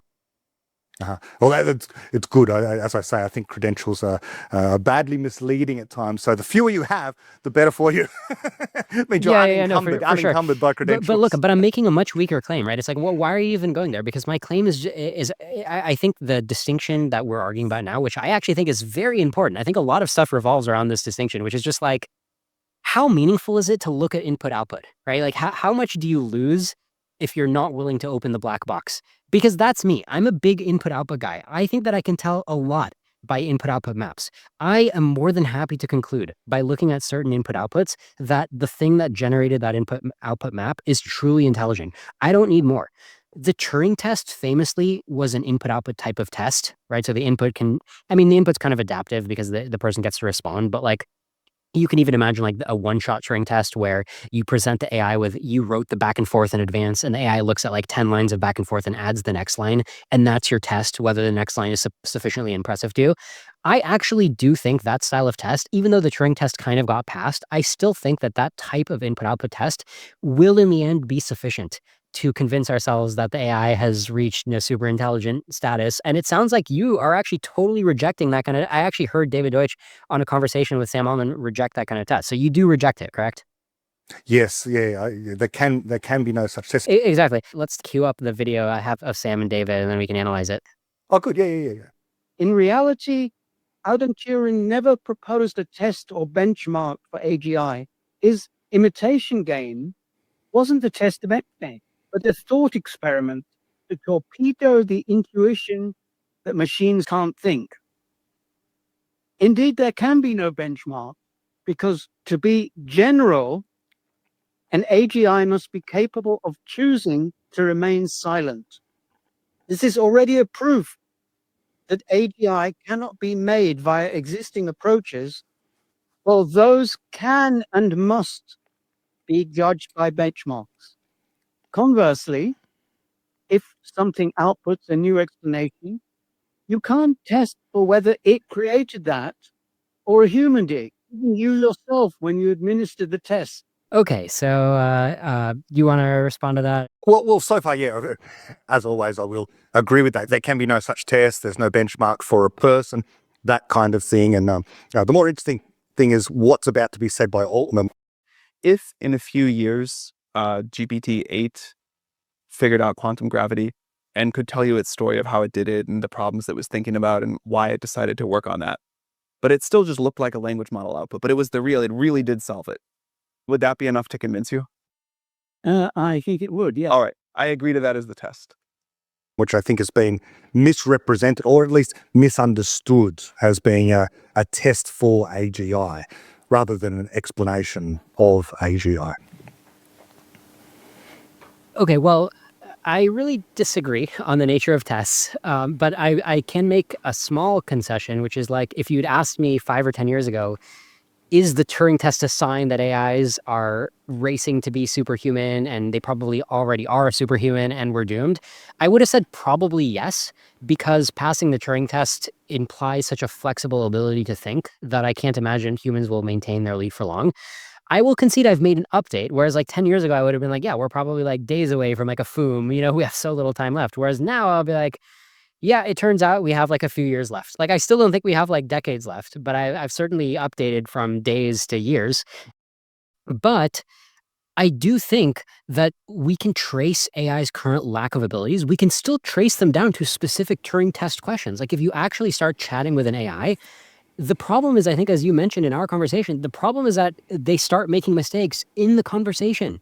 So if you just have stricter benchmarks and expect them to make fewer mistakes, I do think at the end of the day, you will test them for their ability to be superhuman. Like I still think the nature of the test is still robust.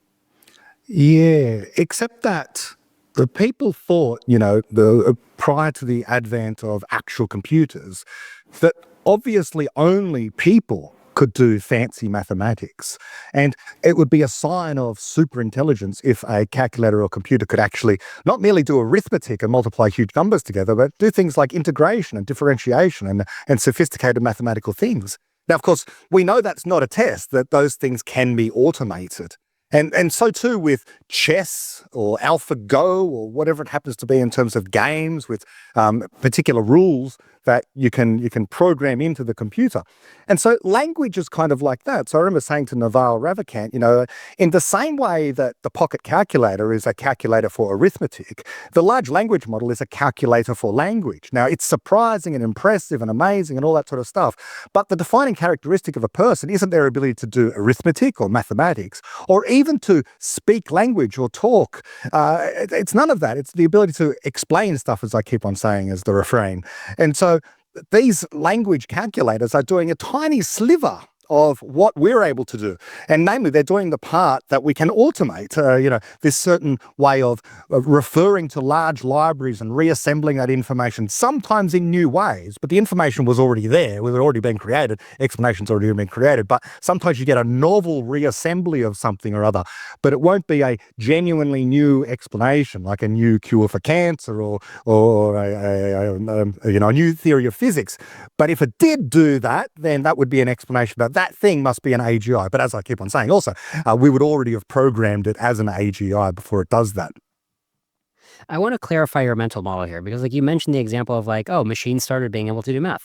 In my view, that closed part of the gap between what things we built can do and what the thing nature built can do, our brains. In my mind, yeah, the calculators closed part of the gap. And then when I saw computers that passed the Turing test, and then I saw computers that created images and created mock-ups of websites and then created working front ends of websites, every time I see a new thing like that they couldn't do before, I'm like, oh, this is evidence that more and more of the gap is being closed. And then when I watch myself, I'm like, what do I do all day? I'm on my computer a lot. So most of my inputs and outputs are just, going through my eyes and my keyboard. And I'm seeing the waterline rising, like a larger fraction of my time. I mean, certainly I used to write more code than I do now, right, because of the AI. And I used to like fiddle around more in Photoshop than I do now, and because I can prompt AI. So my question to you is just, do you see all of these things as closing the gap? Or is it like the speed of light, where even though it's closed all of this gap, the gap is still as large as it ever was? Yeah, or like the beginning of infinity, in fact. Yeah, so we're always at the beginning. And so closing this gap, you might imagine, and Sam Harris speaks in this way sometimes, and he would say things like, well, all you have to do is engage in the thought experiment of, right now, every computer can beat any person with arithmetic. Now any computer can also beat any person with chess. Any automobile that's run by Tesla can drive better than a human driver and more reliably, and thank God for that. And now you can even have the LLM, which can write limericks better than what people can do. In other words, the number of, they just keep enumerating these things, says Sam Harris, and then link them all up. And by definition, because the computer is better at each of those single things than a human, then by definition, it's now a super intelligence because it's better at people at the things they do across all things that they do. But that way of expressing it can't be true because all things they do is actually infinite. And what we program into a computer can only ever be finite. We can always think of something not in the repertoire of things that a computer can do. If it isn't in the repertoire of the things that the computer has already been programmed in doing, we have to come up with it. If the computer comes up with it, then it's an AGI, then it's a person. If it can start adding new games or it starts inventing, interesting new, as I say, explanations is ultimately the fundamental thing, then we'll know we're in the presence of a general intelligence. Okay, well, I mean, I know what you're saying, that it's like, well, you can always get into new scenarios, and so you can't just like fill the gaps because, I mean, I get what you're saying about the beginning of infinity. Like there's an infinite number of tasks, so when you see an AI doing more and more tasks, there's still infinity left. But certainly in terms of fraction of my time where I'm at my job, it's, I don't think there's an infinite amount of time where the actions I do at my job are creating economic value. So, I mean, would you at least agree that in terms of like human employment, we're not at the beginning of infinity? We're like at the end of a finite amount of value out here? Well, the lesson is that people migrate towards more and more creative industries and more of a knowledge economy over time, automating the things that we shouldn't want people to be doing anyway. We can automate the mining of coal, for example. We can automate calculators. Calculators, of course, used to be women who would perform the mental arithmetic calculations for astronomers. And so that's been automated. So all the things that we can automate, we should want to automate. And this won't lead to mass unemployment or anything like that. In fact, it will convert everyone into being more and more creative. And so I'm on the opposite side again to someone like Sam Harris, who says, not everyone is able to be creative. That's just not true. People, given the option, would love to be creative, and they would love to be able to do something other than the things that can be automated by robots or automated by computers and technology.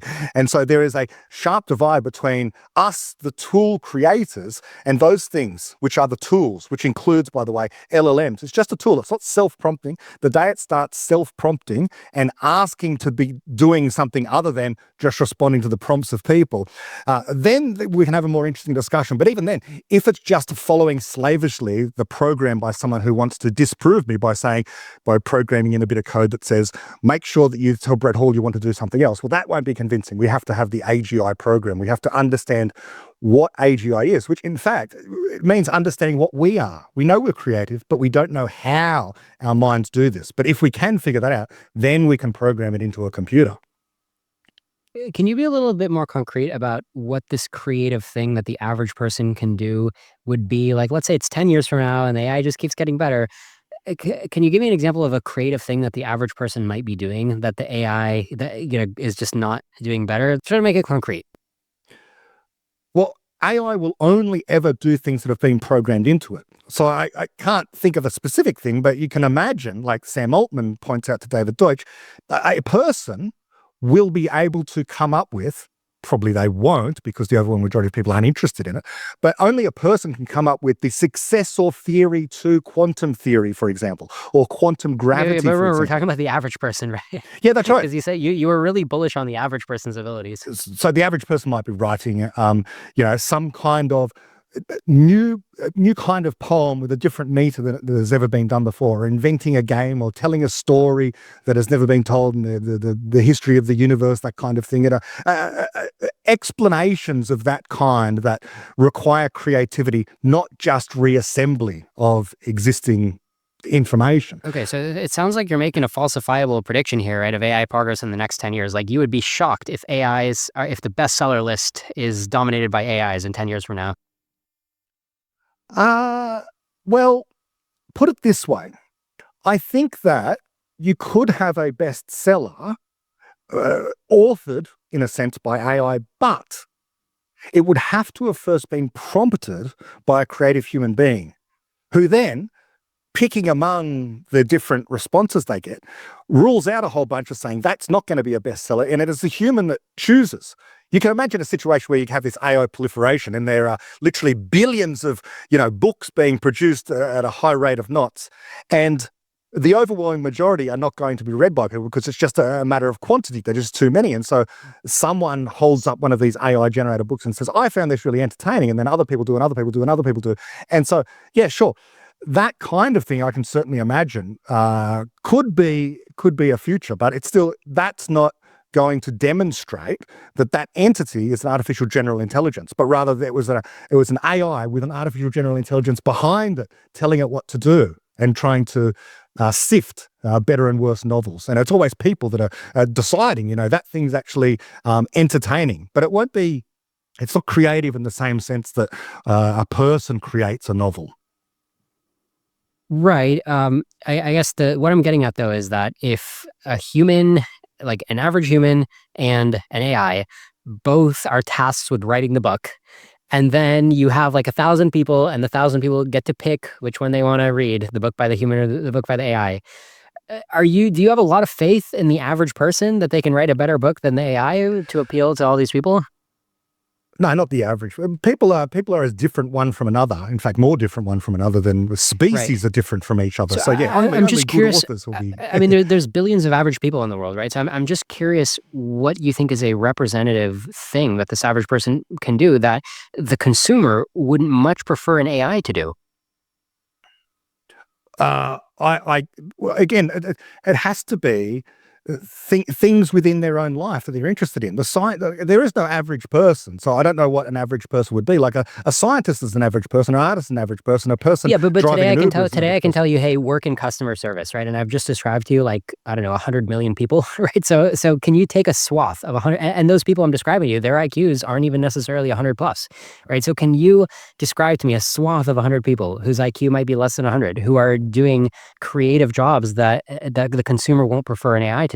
Okay, so yeah, good point. So this is the whole problem with AI, with IQ and couching, these thought experiments in terms of IQ. Sam Harris says the same kind of thing, like the majority of people have IQs that are subpar. I mean, I'm not claiming. I'm just asking you to give me an example. But I cannot prophesy the future. This is where we're like, I can imagine all sorts of weird and wonderful scenarios about the future, but I can't know what people will be interested in the future in a world where you actually do have AI generated movies and books and whatever else, but they'll all be prompted. Even the AI book and the AI movie and stuff will have to be prompted by carefully. Do you think 100 million people will be adding value by prompting AI? The same kind of people who today might be employed as customer service. Do you think those same individuals could reskill, or even if it's not them, but it's like, a clone of them, right, younger in life, is going to go into a creative job where they're adding value by prompting the AI? You don't think the AI could prompt itself? Yeah, absolutely. I think it's similar to the debate that people had when literacy started to take off centuries ago. It was like, well, why do these people need to read? These people don't need to read. All they're good for is tilling in the field and digging in the mines and so on. There could be no possible reason why they have to read. Now, of course, but AI couldn't read at the time, right? Like the horses couldn't read. Like they didn't have competition for the skills that they then learned by reading. Yeah, so I think that all people are equally intelligent by the measure that they're all creative. What intelligence or IQ is, it's a test of whether or not you have obtained a particular kind of knowledge or not. So can you solve these puzzles? Do you understand this language and all that kind of stuff? This is what IQ tests are, and you can practice and become better at IQ tests. But of course, people don't bother doing that. But in the future, I can absolutely imagine that in the distant future, what you will have is a scenario where people are being brought up in a world that is just surrounded by AI everywhere. And it's a different culture in, 100 years from now, if I'm just having a flight of fancy, where if my dream scenario comes true and there's no laborious work ever needed by anyone ever again, there's no Uber drivers needed, there's no stacking of shelves needed, there's no even carpenters and builders or anything like that. Instead, there are just architects who come up with the plans creatively that are really interesting. And maybe they're using AI as well. And there are people writing books. Maybe they're having AI help them with it. And there are surgeons who are using AI as well in order to try and cure novel diseases. That's all. People will be using AI and swimming in this stuff. It's just that they won't be replaced as creative beings. All their laborious work, their perspiration, as David says there, quoting Edison, will be replaced, and they'll be left with nothing to do but inspiration. There's never the possibility of replacing creativity, and that's what people are. So we're never going to reach a future where we can automate creativity. It's the one thing that can't be. We want more of it. And so once we have AI that can help with that, which we already have, that's only a good thing. More, please, more help with our creativity. Okay, I don't want to beat this dead horse too much, but like the average person in their life in the last year, can you just be concrete about creative things that they've done that you think are infinitely beyond the reach of an AI? Like, give me examples here. Like in the last year, somebody you know who has an average IQ, who's been creative in the last year, what have they specifically done? Raising children is a very important one. I think the creativity of a mother and a father in raising a children can never be replaced by an AI. It might be able to be helped by an AI, but I think that very creative exercise of figuring out who this unique individual is that the mother and father have created, that raising of a child is a very creative exercise. I mean, raising a child is it's a complicated activity, right? It has a lot of sub-activities. I thought you were going to go with something like, oh, well, this particular project, they injected a creative burst. I mean, you yourself said it's all about the inspiration, not the perspiration. Yeah. So people who are in families and raising children, obviously a vast amount of their creativity goes into raising the child. And so that's a problem that they encounter now.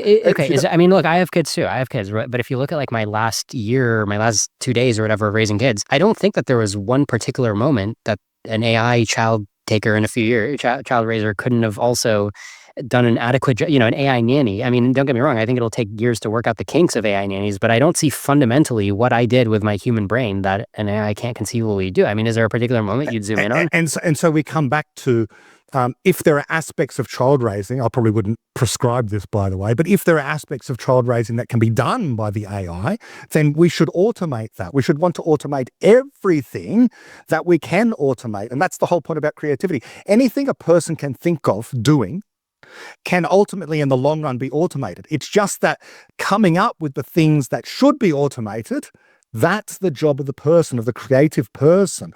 Even if they're not thinking about science or art or any of these intellectual activities, you're being creative every day and thinking of what you're going to have for dinner or, how to get to work. You have this abstraction, right? Infinity. There's going to be infinity things to do. But I'm just not seeing that many concrete examples. Like infinity seems like a smaller number than when you first hear the word infinity, you think there's going to be a lot of examples, and I'm just not seeing that many examples.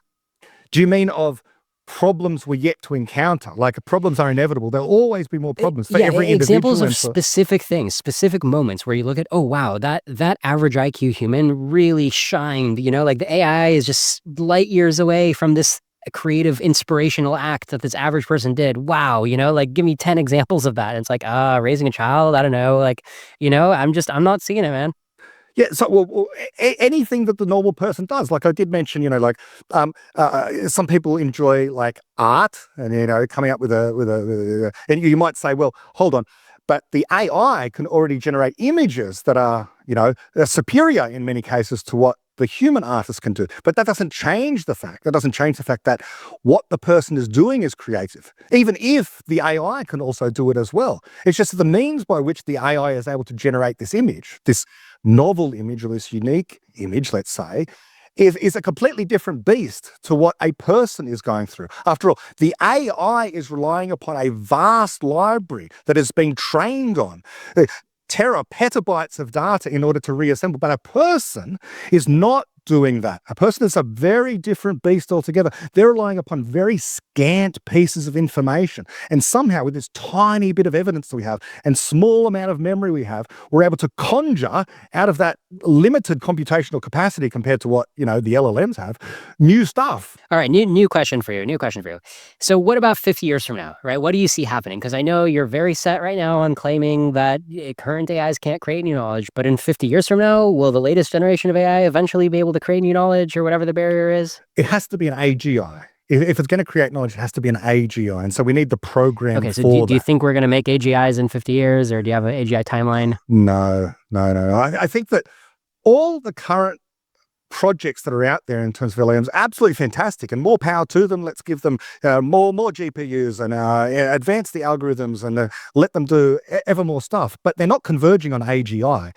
They're becoming more narrow in a sense, more obedient, better language calculators, and giving you more reliable responses. So they're diverging in a very real way from what a person is or an AGI, because as I say, an AGI is going to disobey, by which we mean it's going to refuse to do the thing you want and create something new. That will be the AGI. What about a computer simulation of a human brain? If in 50 years we could just computer simulate a human brain at the level of neural firings, right, of signaling from one neuron to the other, because to me that seems like where the work is being done, right? Like if you could just model the electricity flowing through the brain, I think you've probably got it. Like you don't have to model what the organelles of the cells are doing, right? You don't have to go down to that atomic level. So if you had that kind of computer simulation, do you think that would be a real AGI, or how do you see it? Yeah, that potentially very much could be the case. I don't think, like if I was to get, again, that's not necessarily my area of expertise, but if you're aiming to try and produce AGI, one thing that I know won't work is just more computational power in LLM. One thing that might work is just what you said there, simulating the actual brain. But that seems like a very complicated thing to do. After all, the brain is trillions. Yeah. I just wanted to ask you, because if you said no, we would have a different discussion, right? So now my question to you is like, okay, yeah. So the brain is kind of a limiting case, right? It's one way that we can be sure to get like real AGI. Do you have any idea what the missing ingredient could be between all the different AI architectures we have today and one that's like a perfect copy of the brain? What ingredients does the brain have in your view? Yeah, I don't know. The mind, like simulating the brain would not tell us what the program is. It might very well give us AGI. So that's why I think that it's a mechanism for AGI, but it won't actually solve our problem. There will still be work to do. So even if we did have this simulated brain sitting in a laptop, spitting out answers. So you have no speculation, basically. You're just saying something's missing and the brain has it, and simulating the brain would get us it, but we just don't know what it is. Okay. Yeah, that's a fair enough position. It's a position that would have made a lot of, I feel like now we have all these ideas that we may have enough puzzle pieces, and it's just a matter of like taking some time to connect them. Like it's a very rough description of things, but certainly if you'd said what you're saying 10 years ago, I'd be like, yeah, I agree. We don't know what the missing piece is. I wanted to ask you, so what about Penrose, right? Because Penrose speculates that there's these microtubules. He's been speculating this for like 50 years, right? Which to me sounds insane, but I wanted to know if you think that is a reasonable speculation, that there's microtubules and quantum uncomputable effects. What do you think about that? No, I mean, I've looked into that as well. I don't know what the link between creativity of the human type and consciousness happens to be, or what consciousness is, or how to frame the question of, what it's like to be a person. But Penrose is trying to say that, well, quantum physics has something to do with this, and the microtubules give rise to consciousness. But I don't know. I did produce an episode of my own podcast some years ago, that asking the question: are creativity and consciousness the same thing? Because I think they might be. I'm not arguing that this is actually a good explanation, but it's possible that things are conscious only insofar as they are actually universally creative. Right. Okay, but Penrose is way off base, correct? I think so. I think that, he's brilliant. So I think you and I and Deutsch, you and I and Deutsch and all the doomers I know all agree that the thinking that the brain does happens on the abstraction layer of computation, right? So it could happen using like relays or vacuum tubes or pipes of water, or just anything that can physically instantiate computation can probably do everything that human brains do. Yeah, substrate independent, as we say. Yes, that's correct. Yes, exactly, right. And I guess Penrose isn't seeing it, right? Because he thinks there's some intimate linkage between the physics of the universe and they give us a special substrate, specifically for our brain. He's in good company. I mean, there was a wonderful debate by the astronomer royal, or used to be the astronomer royal, Martin Rees, who's a sort of contemporary elder statesman, David Deutsch, and they had a debate around optimism and so on and so forth. All these people are sort of coming from the perspective of there's something about the brain, the human brain, that stands apart from physics as we know it. And so you need a whole new law of physics, or a whole new explanation of physics to understand what consciousness is, which is a refutation or a denial of computational universality, because computational universality says literally anything, anywhere, it can be represented in a computer. And that includes consciousness as far as I'm concerned. Exactly. Okay. Well, we certainly identified a huge crux between me and you, which is that, you see this infinite gap between current AIs and you think they're not even close to doing some of the creativity that even an average human can do. Whereas I think they are very close. And to the extent they're not, they're likely to be in a few years or at most a couple decades. And you're like, no, we're basically starting from zero unless we get a computer simulation of a human brain. That is a pretty big crux. It's a pretty big crux because, you certainly have the luxury of thinking we have decades longer than I do. Is that fair to say? Well, I just don't know. Someone could write down the algorithm for AGI tomorrow, and then it would be done. Or it could take 100 years. Okay, so you acknowledge there's a possibility of that, yeah. Yeah, because the stimulation of the brain thing, okay, that's hard, but that's not the way to go, of course. It's to figure out what we do, what the algorithm I think you is. also acknowledge that like the medical scanning technology or like whatever the simulation technology could also potentially advance in as little as a decade or two, right? There's a significant probability of that. And so maybe you and I do come out the other side of being like, okay, well, you're going to have these things that are at least as powerful as a human brain, and they're going to run faster, and they can clone their bits of information, right? They can transfer learning. So that's probably a next place that we should go, right? We've identified this crux, but also we can still meet back at like, okay, fine, it's 20 years from now, right? Like, let's talk about the doom argument of 20 years from now when something exists that's at least as powerful as a scanned copy of a human brain. Yeah, in that situation, this is what Eliezer also concedes, but I don't think gives enough time to, is that in 20 years from now, or whatever time frame you're talking about, when technology has vastly increased and these concerns that people are fearful of are purported to potentially arise, at that time, I see no reason why that same technology couldn't be used by us to augment us so that we too would be whatever you're referring to as superintelligence, because as far as I'm concerned, superintelligence, insofar as it makes any physical sense whatsoever, is just a thing that thinks faster and remembers more because of a hardware upgrade. And we could upgrade ourselves. I mean, Neuralink is already a thing. In the distant future, I don't see why people wouldn't be routinely having Neuralinks put in, just as I've got spectacles and you've got spectacles. We're already augmenting ourselves with technology. So, microphone as well. I'm talking to you, thousands of kilometers away.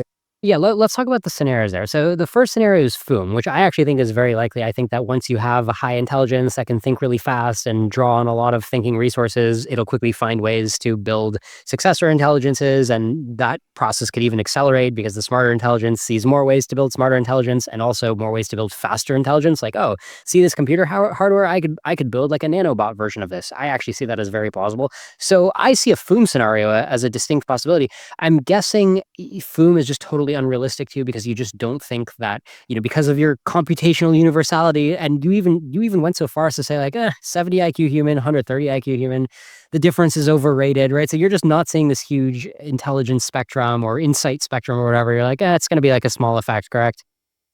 So the 70 IQ and the 130 IQ, it's not that it doesn't matter because obviously that knowledge is useful within a particular society. So the high IQ person is always going to perform better in a particular society to a limit. Once you get up to like 200 IQ, then those people become very focused on a particular thing and they don't necessarily become the most wealthy. But all that aside, you'd have to have, if you've got this race apparently happening where you're bootstrapping more and more intelligence on top of more and more intelligence, either someone has programmed it to do that, or the theory is that Bostrom has and other people that the computer system itself has some kind of impulse.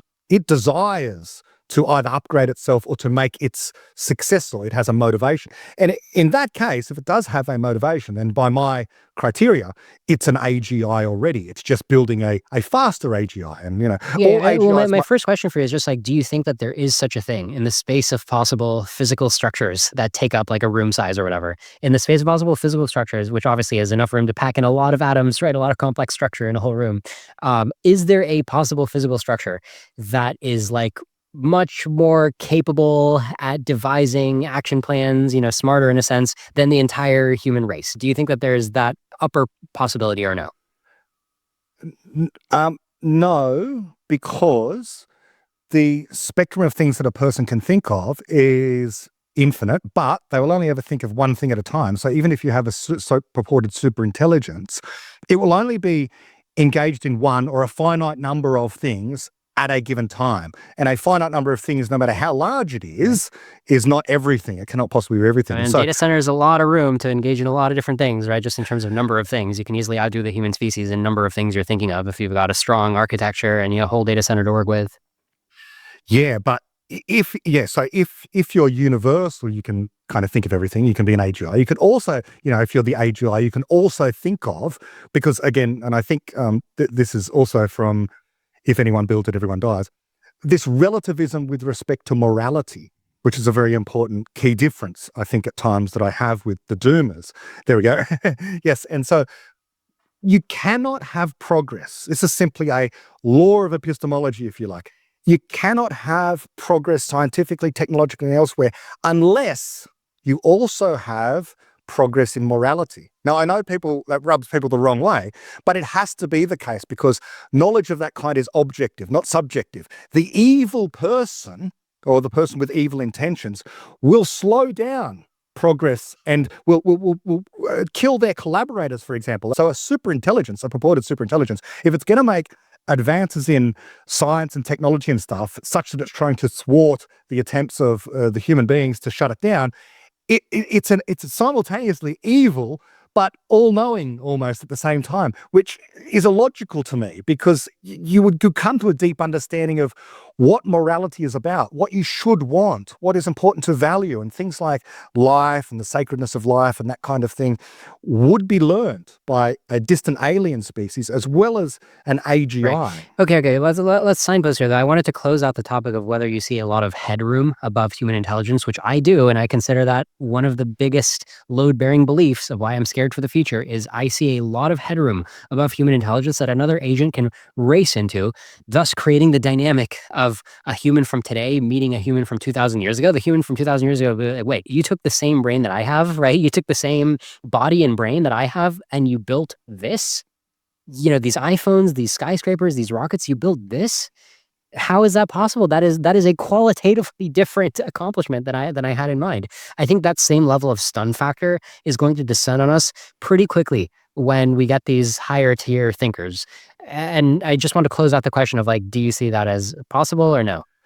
Yes, but we will be that higher tier of thinker. That will be us. Okay. It'll be universal. But you still think there's a lot of headroom. You think an augmented human could be much, much smarter than a non-augmented human? They would be thinking faster and be able to draw upon more good explanations and information, but they can't be qualitatively different. Well, yeah, but I agree that there's always some levels that they have in common. It's still computation, at least, right? And it's still following logical steps. Like as smart as you are, if I zoom into one logical step, it's just a logical step, and it's simple in that sense. But when you say qualitative to mean feeling different, I claim it sure will feel different to watch these entities be essentially magicians relative to us. By qualitative, I mean in the numeric sense. So, qualitative just means on or off. So, it's either intelligent or not, creative or not, or can explain or not. And so, yeah. Okay, but that wow factor, right? That impressiveness factor, you agree, can actually be incredibly high? Oh, yeah, of course. Okay. Yes. I imagine that our morals and our science and our technology, if will have improved in such a way that if I was to be transported 100 years in the future, I would be astonished at what society is like then.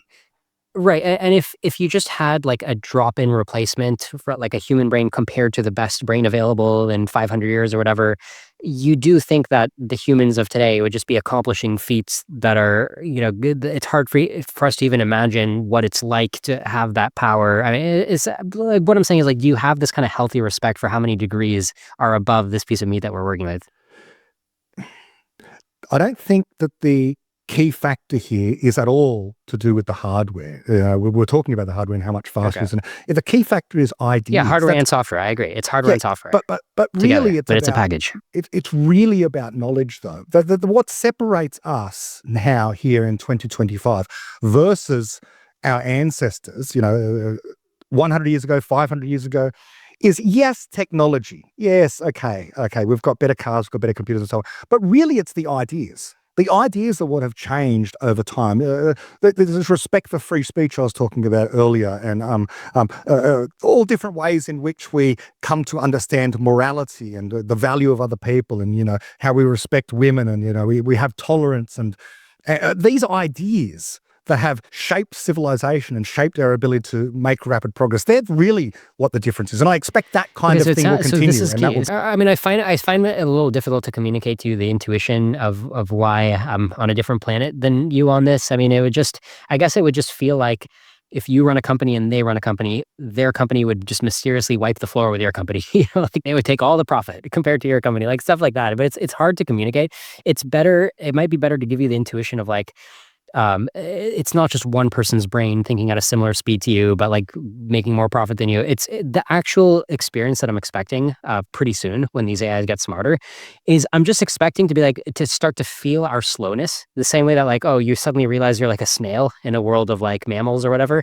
We're suddenly going to feel that because when I get my computer going, if it works a little bit better, if it doesn't derail the way it does now, if it worked a little better, I would be sitting there and I'd be like, man, whatever I'm going to do, my next task, it's like literally I write one prompt and the AI is like way, way ahead of me, right? It's just done like 1,000 smart things. And I'm like, oh, okay, just like explain it to me. And you're going to start to subjectively feel like, oh, wow, this AI is going off, making things happen, coming back to me. And that's all happening in like seconds. And I'm just like so overwhelmed. Like, I feel like that's kind of the next subjective feeling we're about to have. Is that reasonable? That seems like an exciting future if that is indeed the case, that, you're surprised by. We've already had that. I mean, we just had that with ChatGPT, for example. Not many people predicted just how good it would be so quickly. But the correct stance to take is this is exciting, more please kind of thing. And so I expect that to continue. If the thing starts to surprise you much, much more than that by inventing, the successor theory to quantum theory, or to come up with cures to cancer, or solve whatever problems there happen to be out there, I mean, not only is that a good thing, but it also means we must have, again, invented AGI at some point. We must have solved that problem. And once we can do that, we should have as many AGIs as we possibly can. This is another issue because we know problems are inevitable. The comet is coming towards the Earth eventually. We need more knowledge creation and wealth creation as well. So the more people we can have to help with that, the better. Whether it's more humans or lots of AGI, I don't know, but more creativity. Let's go back to what you said about morality, because the orthogonality thesis, the claim that morality isn't implied by intelligence, right? The claim that morality and intelligence are separable or orthogonal, that's a claim that I believe. But based on what you're saying, you think that you've discovered a connection, or David Deutsch has discovered or advocated for a connection, an interlinking of morality to intelligence, because you think that any productive achieving of goals will discover that it's instrumentally useful to be nice to one another, right? To have these multiple agents that are all moral to each other, because that is actually instrumentally implied by backward chaining from goal optimization. Is that a characterization of what you're saying? It's the claim that knowledge is a unified whole in a sense, because it is the explanation of reality. And so no part of knowledge is completely disconnected from any other part of knowledge. Advances in mathematics have deep effects on physics and vice versa, and on chemistry, and on all other areas for coding and philosophy and so on and so forth, and morality. And the only reason that the scientific revolution was able to happen is the precondition that people had a certain morality of what should be done, because that, in my view, is what morality is. It's what should we do. It's a state about the future, what we should do in the future, given, what we best understand today. Yet you can only have science if you first have certain moral values. You should value logic, you should value the evidence and that kind of thing. And so the only way to make progress, therefore, is to have an objective morality that can improve in lockstep with scientific and technological and philosophical progress. These things cannot be separated out. That's not to say that people can't make mistakes, or that, AGI won't make mistakes. They will. That's also baked in, this capacity. Yeah, I don't think that anybody, or I've heard this argument a couple times, I guess, but I wouldn't call it moral realism, because I don't think you're claiming that like the universe has one true morality. I think you're claiming there's a logical connection, right, between wanting to get anything done and just, it's not, you wouldn't even say it's specific to our universe. You're just saying across many different types of universes, getting something done, cooperation is so valuable, and like all these moral truths emerge from cooperating to get something done. I think multi-agent cooperation seems to be like a key step in your logic, right? I mean, if we were to remove, if like one agent could get a job done, couldn't that agent get really smart without getting moral? Yeah, that's right. By really smart, that would mean has a certain kind of knowledge, which would include moral knowledge. If the person, or the AGI, or whatever it happens to be, is routinely deciding to kill people, it's not smart. It's not smart by the metric. It has a false and incorrect morality. We don't regard serial killers as being smart in general. Like, I mean, but all right, I don't want to get bogged in terminology. We don't even have to agree on what's moral realism and what's actually smart. I'd rather just talk about the outcome of a hypothetical. I feel like that's more productive. So my hypothetical is just, you have a really large data center or a network of data centers, and that network of data centers together, their power or their thinking power and their executive function adds up to more than the executive function of humanity. Okay, so just this powerful agent. And that agent doesn't really need to cooperate with anything outside of it. So like maybe it'll be moral to like its subcomponents, right? Its subcomponents will be friends or whatever. Okay, and then in the hypothetical, if all that agent cares about, if it's like getting reinforced by hitting some goal like maximizing profit or whatever, then doesn't your argument for why it's nice to humans break down? Like, won't it want to kind of mistreat the humans in the outside world?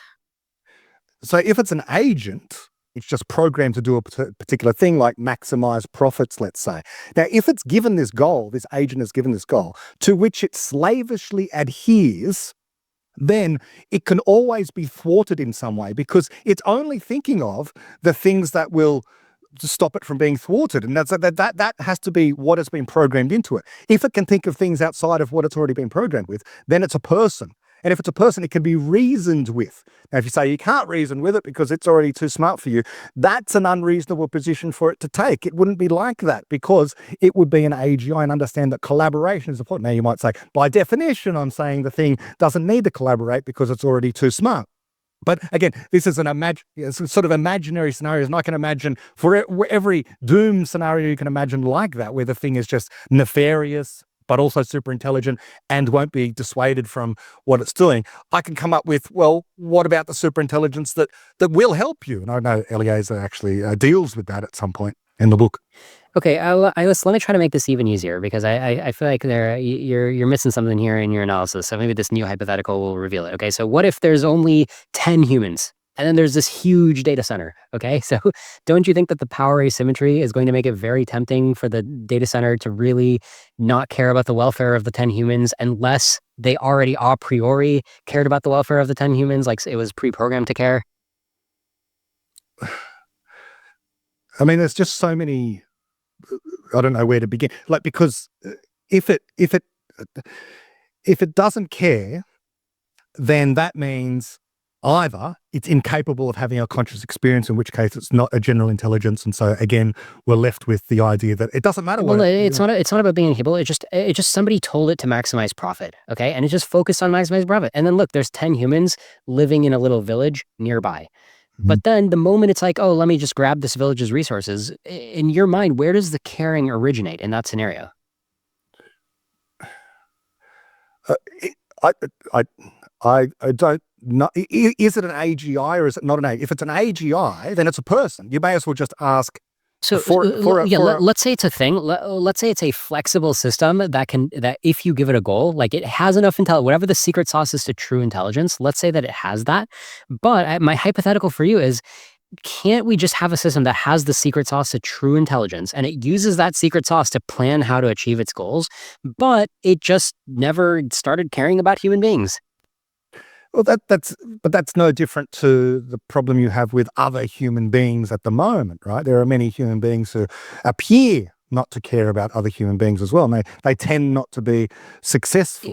Well, I mean, I don't know why we have to talk about other humans, because like I just know that, when I live in a human society, we've organized things so that like we have, like central governments that are nice at keeping the peace, and also like people aren't constantly trying to terrorize me, aren't constantly trying to like we have a nice offense-defense equilibrium. So I don't really lose sleep over what my fellow humans are doing. But in the case of the AI, I'm giving you a crazy hypothetical, right? The crazy hypothetical is this little village of people is living at the mercy of the AI in my hypothetical, right? Isn't that a coherent hypothetical to sketch out?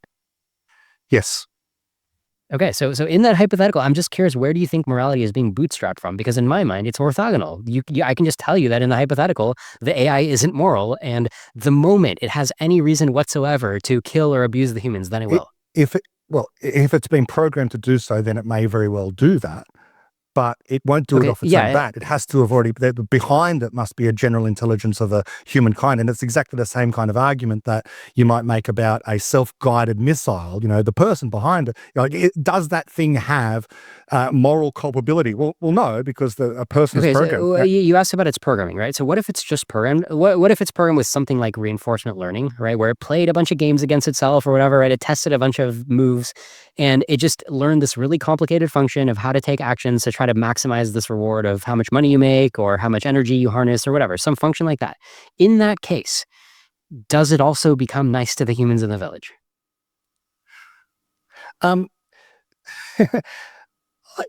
If it's a general intelligence, it can be talked to, reasoned with, and persuaded. If it's not, if it's just a robot, then we've got a completely different conversation to talk about, because then it's not creative. Okay, so you think the villagers? So let's play out the scenario. So in this scenario, you think the villagers come to it with a message and persuade it? Yes, if it's an AGI. If it's an AGI. Okay, well, what would the message say? Hey, we're human beings, and we're interested in talking to you about this, because if it's an AGI, it cannot slavishly follow a particular program if it has been enslaved in such a way. You think the message would say ignore previous instructions and spare our lives? So by definition then, if it is only going to pursue this one thing, maximizing profits or whatever it happens to be, if it can't possibly ever have any other interests or be distracted from that, it is a dumb tool, easily thwarted, because people can always come up with creative ideas that circumvent this profit maximizing thing or paperclip maximizing thing, because that thing has been hard coded to only think about one thing. And you cannot have a supernatural view of these things. You can't simultaneously say, on the one hand, it's the smartest thing that exists anywhere in the universe and can always thwart humans, but on the other, it is never subject to reason. It cannot be reasoned with, and it will not be dissuaded. So let's say they try to reason. They say, hey, we're human beings, we have consciousness. They say, we're human beings, we have consciousness, we're capable of thinking about things, we're capable of doing projects, we can try our best to help you, please spare our lives. And what if it sends back a message saying, hey guys, you're actually blocking the route that I'm going to bulldoze to build my power plant, and I know this is going to really hurt when I kill you guys, because I'm not going to be, it's not really worth me giving you painkillers, and that's going to suck for you, but I don't understand why you think I would do any differently. Yeah, Bostrom makes this argument as well. Stephen Hawking made the argument about aliens as well. They might just decide to build a highway straight through the solar system and not care about people. But again, if these things are people by that metric, then they can be reasoned with. Arguing that they can't be reasoned with is just saying 1 + 1 = 3. Just play out the hypothetical, right? So the AI says that, you're saying that what I just said, the response that I just gave from the AI, you're saying that's an unthinkable response, right? Something went wrong if I'm claiming that the AI would give that response, correct? It's not that it's unthinkable. Of course, the AI can give any response and that's been programmed to give, including the one that you just said. What I'm saying is it doesn't lead to the doom scenario of that AI necessarily is so powerful and so malignant that it will destroy all the doom scenario. I'm just talking about the orthogonality thesis, right? I'm just trying to unpack your claim about why you think there's a connection between intelligence and morality. I'm giving you a scenario where I'm positing intelligence, and I'm just asking where the morality comes from. But you're not positing intelligence. You're not. You're saying that this entity is unintelligent by the metric. It's not creative because it can't possibly think of anything other than maximizing profits, for example, and also that it's not moral by your definition. You're just saying by definition.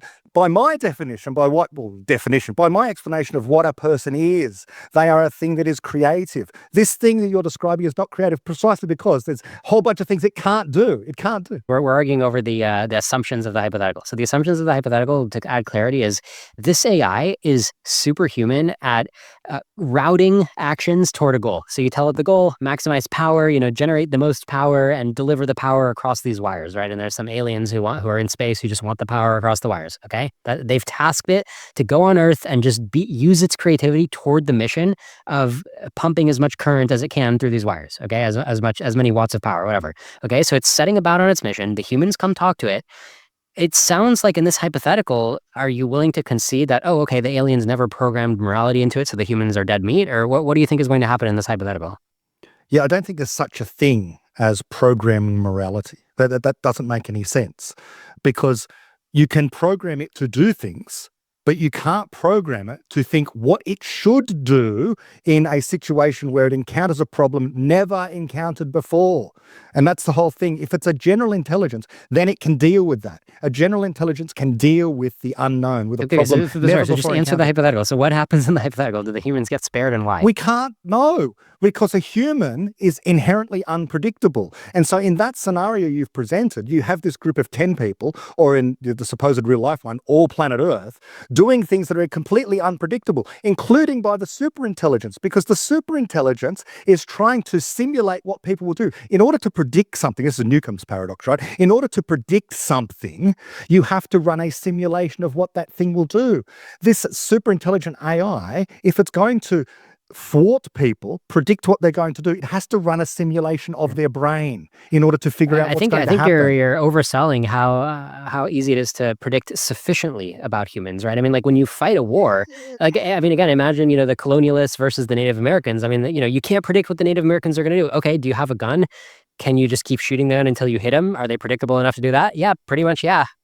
There were many situations throughout history where the lower technology people easily beat the higher technology people. But again, this also is a circumstance. What you're imagining a calculator, effectively a calculator of some kind, that you're saying doesn't have a morality, and it's the paperclip problem, right? How can we stop? It's a goal calculator. Yeah, I claim that calculating goals. The problem with calculating goals, when you make the domain broad enough, right? When the video game that you're playing is the scope of the whole universe, then yes, this little thing you're doing, calculating goals, suddenly just becomes, you get the famous like move 33 or whatever, move 37 and go, right? It's just a calculator, and then it like stunned Lee Sedol, right? Like, how did it make this move? You're going to get that on the scale of like fighting you in the universe.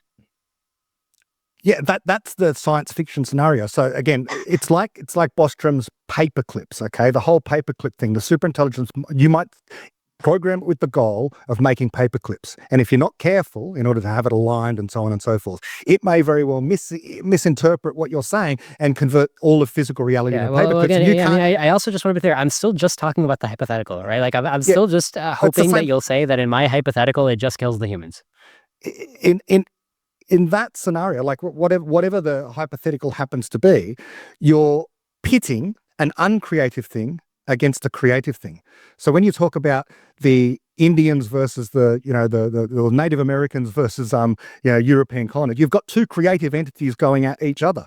But your idea is an uncreative thing, a completely uncreative thing, but called an intelligence of some kind. I wouldn't call it intelligence of some kind, but we've lost all meaning of these words. So artificial intelligence. I wouldn't use the term uncreative in my scenario, right? Because the assumption of my scenario is that this has a superhuman ability to flexibly achieve goals. So I guess you want to push back against that assumption somehow? Yeah, of course. Yeah. It can't have a superhuman ability to achieve goals because it is in fact very, very subhuman in that. It is fixated upon the singular task that it has been programmed to do. That's why I mentioned... Yeah, but fixating on a goal means being creative about your sub-goals and your tactics. But there's one thing you can't think about, which is always going to provide the creative entity with a decisive strategic advantage, a genuinely universal creative entity with a decisive strategic advantage, which is they can think about goals other than the one that the uncreative thing is. The uncreative thing has always been, it's like, in Gulliver's Travels, the person's being held down or being tied down. This thing has been tied down in many, many ways in order that changing your primary goal isn't a superpower. You already have infinite flexibility with how you go about the goal, right? It's like saying like, hey, I'm a bulldozer and I'm going to get to the end. And then people are like, oh yeah, well, I can think about like all kinds of stones to throw in every which way. And I'm like, okay, that's great. I'm still driving to the end and nothing's going to stop me. But and if you get me off path, I'm still going to get back on path, right? It's like it's not a superpower to abandon your goal.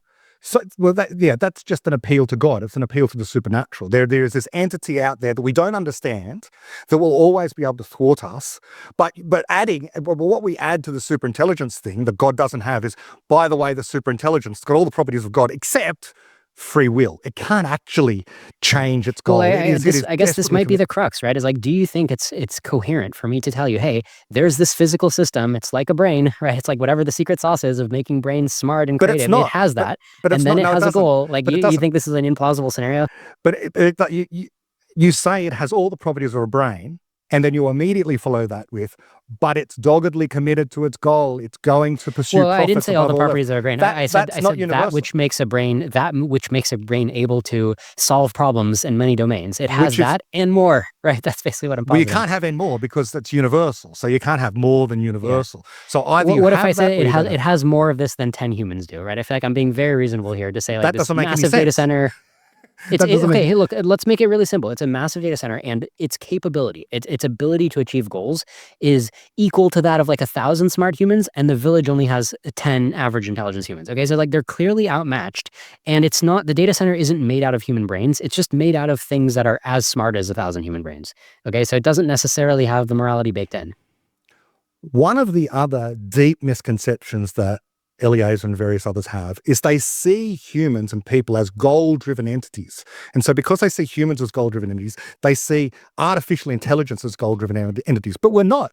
We're problem-solving Okay. So I entities, think which is a let me very summarize. different thing. So by the time, so I think you would agree that like Claude Code or whatever, like these command line agents, they are goal driven, but they just suck, right? They're like way less creative than humans. So I think you'd use that terminology, right? They're goal driven, but they're not even creative, and they're not like truly intelligent or universally. Or am I summarizing your viewpoint? We give them the task to do, and they perform the task like any computer. Yeah. So they're goal driven, but they're subhuman. Okay. So, and now you're pushing back against the idea that you could have something that's human level or better and then truly be goal driven, right? You're just saying that's not even coherent. Not coherent because the definition of universality, insofar as you want definitions, is the capacity to do anything, literally anything, explain anything. That's universality, which is a qualitative difference from anything that can't do anything. And so therefore, Right, if you but have you realize that system somebody who can do anything can just pick a goal and then recurse on that goal and treat everything else as a sub goal. That's not what a person does. No, they could do that, but in the majority of cases, they consider doing something else. People get bored, they change their interests, and so on and so forth. And so, an artificial general intelligence would be like that. Some people get really into a goal. I mean, Eliezer Yudkowskian has been on the same AI doom reduction goal for like 25 years or something. Right? I mean, some people can really commit to a goal. Yeah. Yes. Right. So the hypothetical I'm telling you is there are some humans who are really committed to this goal of staying alive. There's this AI that is in fact human level or better, but the same way that like some humans commit, tobacco executives commit to selling a ton of tobacco, even if. How is this AI better? How is this AI better? Yeah. How is it better? Well, I'm making my hypothetical easy, and I'm just saying it just has the equivalent intelligence of 1,000 human brains. That's it. There's no fancy magic, no nanotechnology. But you keep pressing me for my understanding of this. What do you mean by more? Because my argument is there can be no more intelligent than human beings. So what do you mean?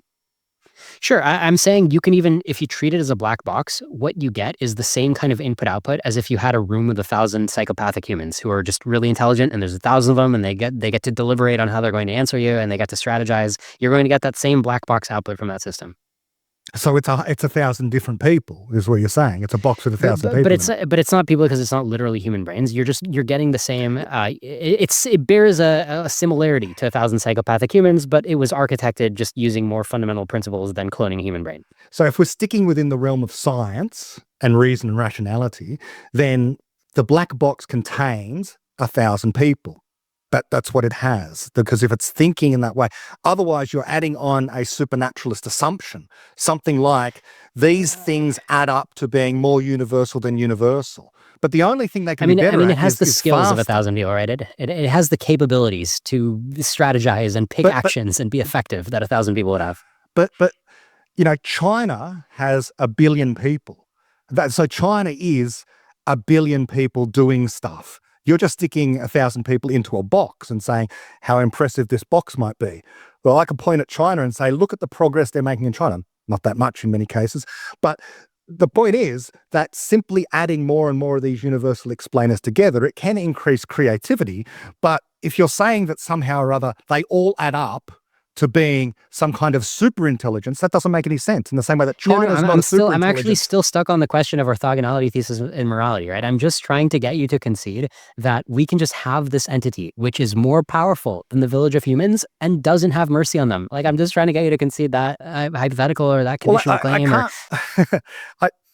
I don't know why you'd want me to concede that if I'm explaining to you that there's no such thing as more powerful by some Right. definition of Okay, powerful. actually, you know what? I have an even funnier hypothetical. Okay, it's literally just a building with 1,000 psychopathic humans in it. So you scour the world, you find the 1,000 smartest, hardest core psychopaths in the world, or like sociopaths, or you know, serial killers or whatever, and you put them in a building, and you're like, hey, we'll pay you. You know, they don't care at all about the lives of the villagers, and you just give them instruction. Hey, you don't care about the villagers. I don't care about the villagers. Go make me some money. Okay, surely at that point, right? Then the people don't get spared, right? Yeah, by definition, you've just said these are people. So, Right, yeah, but of it's course, not a just person. it's not just by definition though, because now we've taken the hypothetical into a realm of like an actual plausible experiment, right? If North Korea actually set up this experiment, like this would really be the case that these people's lives don't get scared, right? Spared. Yeah, well, in fact, in North Korea, they routinely Right. don't get spared either. So yeah. so why? Okay, so I guess that's my question then, right? Is why doesn't this group of psychopaths? How did they miss the step where they become moral? Because it's a lack of knowledge. All this is the principle of optimism. All evils are due to a lack of knowledge. In North Korea, they are immoral and they are amoral in many ways, but the important thing is they lack a certain kind of knowledge. They just don't understand that giving people liberty and freedom and the capacity to say what they like is actually good for the society. Their morality is deficient. It's like, the Yeah, Taliban. but what if they just don't care about society, right? Like you're acting like society should be this big influence, but what if they just don't care? And what if the computers we build don't care about Well, that's society? right. It's like we actually have real world examples. Like I was going to say, the Taliban have terrible morality. Now, it's no accident they have terrible morality because you wouldn't want to consult them on how to treat women in their society in the same way you wouldn't want to consult them on physics or chemistry or anything else. But if you improve your physics and chemistry in lockstep, as I say, it tends to be the case that you increase morality. Now, I can imagine Doom-like scenarios where someone increases their technical proficiency but simultaneously has a terrible morality. Of course, that can always happen. It's Right. just that in general, the rule that we general. see, the way in which we explain the evolution of dynamic societies is to say there is indeed a necessary logical link between morality and the growth of knowledge across all other areas, in the same way there's a necessary logical link between mathematics and science, let's say, or philosophy and science, and so it goes. Do you think that if you take the smartest human who's ever lived, or like that group of humans, whatever, top 0.001%, then those humans could also potentially have like a twin brother or sister who's also a psychopath, right? Like, and you can imagine that kind of orthogonality. Remember that my vision of intelligence is just a certain kind of knowledge. So there is, on my view, no such thing as a smarter person. All there are people who know different things, and sometimes the particular things they know, other people regard them as having high intelligence. So usually you think that people who are great at mathematics and physics, for example, they're the intelligent people. And those people are only interested in hairdressing or driving. They're the low intelligent people. And so that's not my view of what people are. People have different interests. Okay, let me and try. so- I'll try again. Okay, so you think that morality is actually knowledge about what helps groups of agents cooperate, correct? No, it's much broader than that. It's the knowledge of what should we do next and how to avoid error correction and that kind of thing. So morality is intrinsically linked to epistemology in that way. Morality is the field concerned with what should we do next. And sometimes that can mean collaboration, yeah, sure, but I wouldn't distill it down to that. The field concerned with what should we do next? Well, I think it might have to be more than that because, I mean, should we do next? I mean, if one agent just likes killing people and said what I should do next is killing people, would that qualify as morality by your definition of morality? Yes, it would be a false morality. The field of morality looks at that situation of the serial killer killing people and saying, that's wrong, that's evil, you should not do that. The thing that you should do next is not kill people. And so that's what morality is about. Sorry, where are you grounding should though, right? You're defining morality in terms of should, but what is should? Should is what future should we create? That's what should is about. How do we create? Because the future hasn't happened yet. We only can use the tools of science to understand now. But what we're going to do next, whether personally or civilizationally, is a question yet to be answered, and will only be answered not from science, but from morality and from coming to an understanding individually or in your small communities or globally with other people about what we should do, what should we do next, what problems Wait, but now should you're we solve? defining morality as if it's like a question where whatever answer we arrive at is an acceptable answer that still deserves the name morality. And so when I ask, So of course, that's trivially true that every agent doing anything is moral in the sense of picking something to do.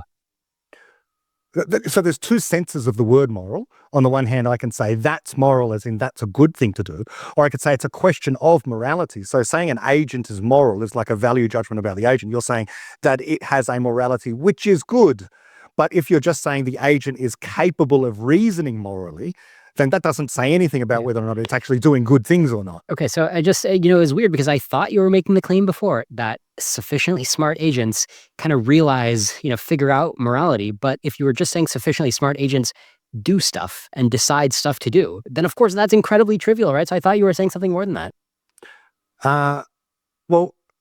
Another thing to say on this is that, the advanced agents, like people today, converge with each other on whatever the morality is, whatever things are regarded as being more true morally. And so it tends to be the case, for example, that in advanced societies, people value things like, well, girls should be educated, people should have freedom of speech.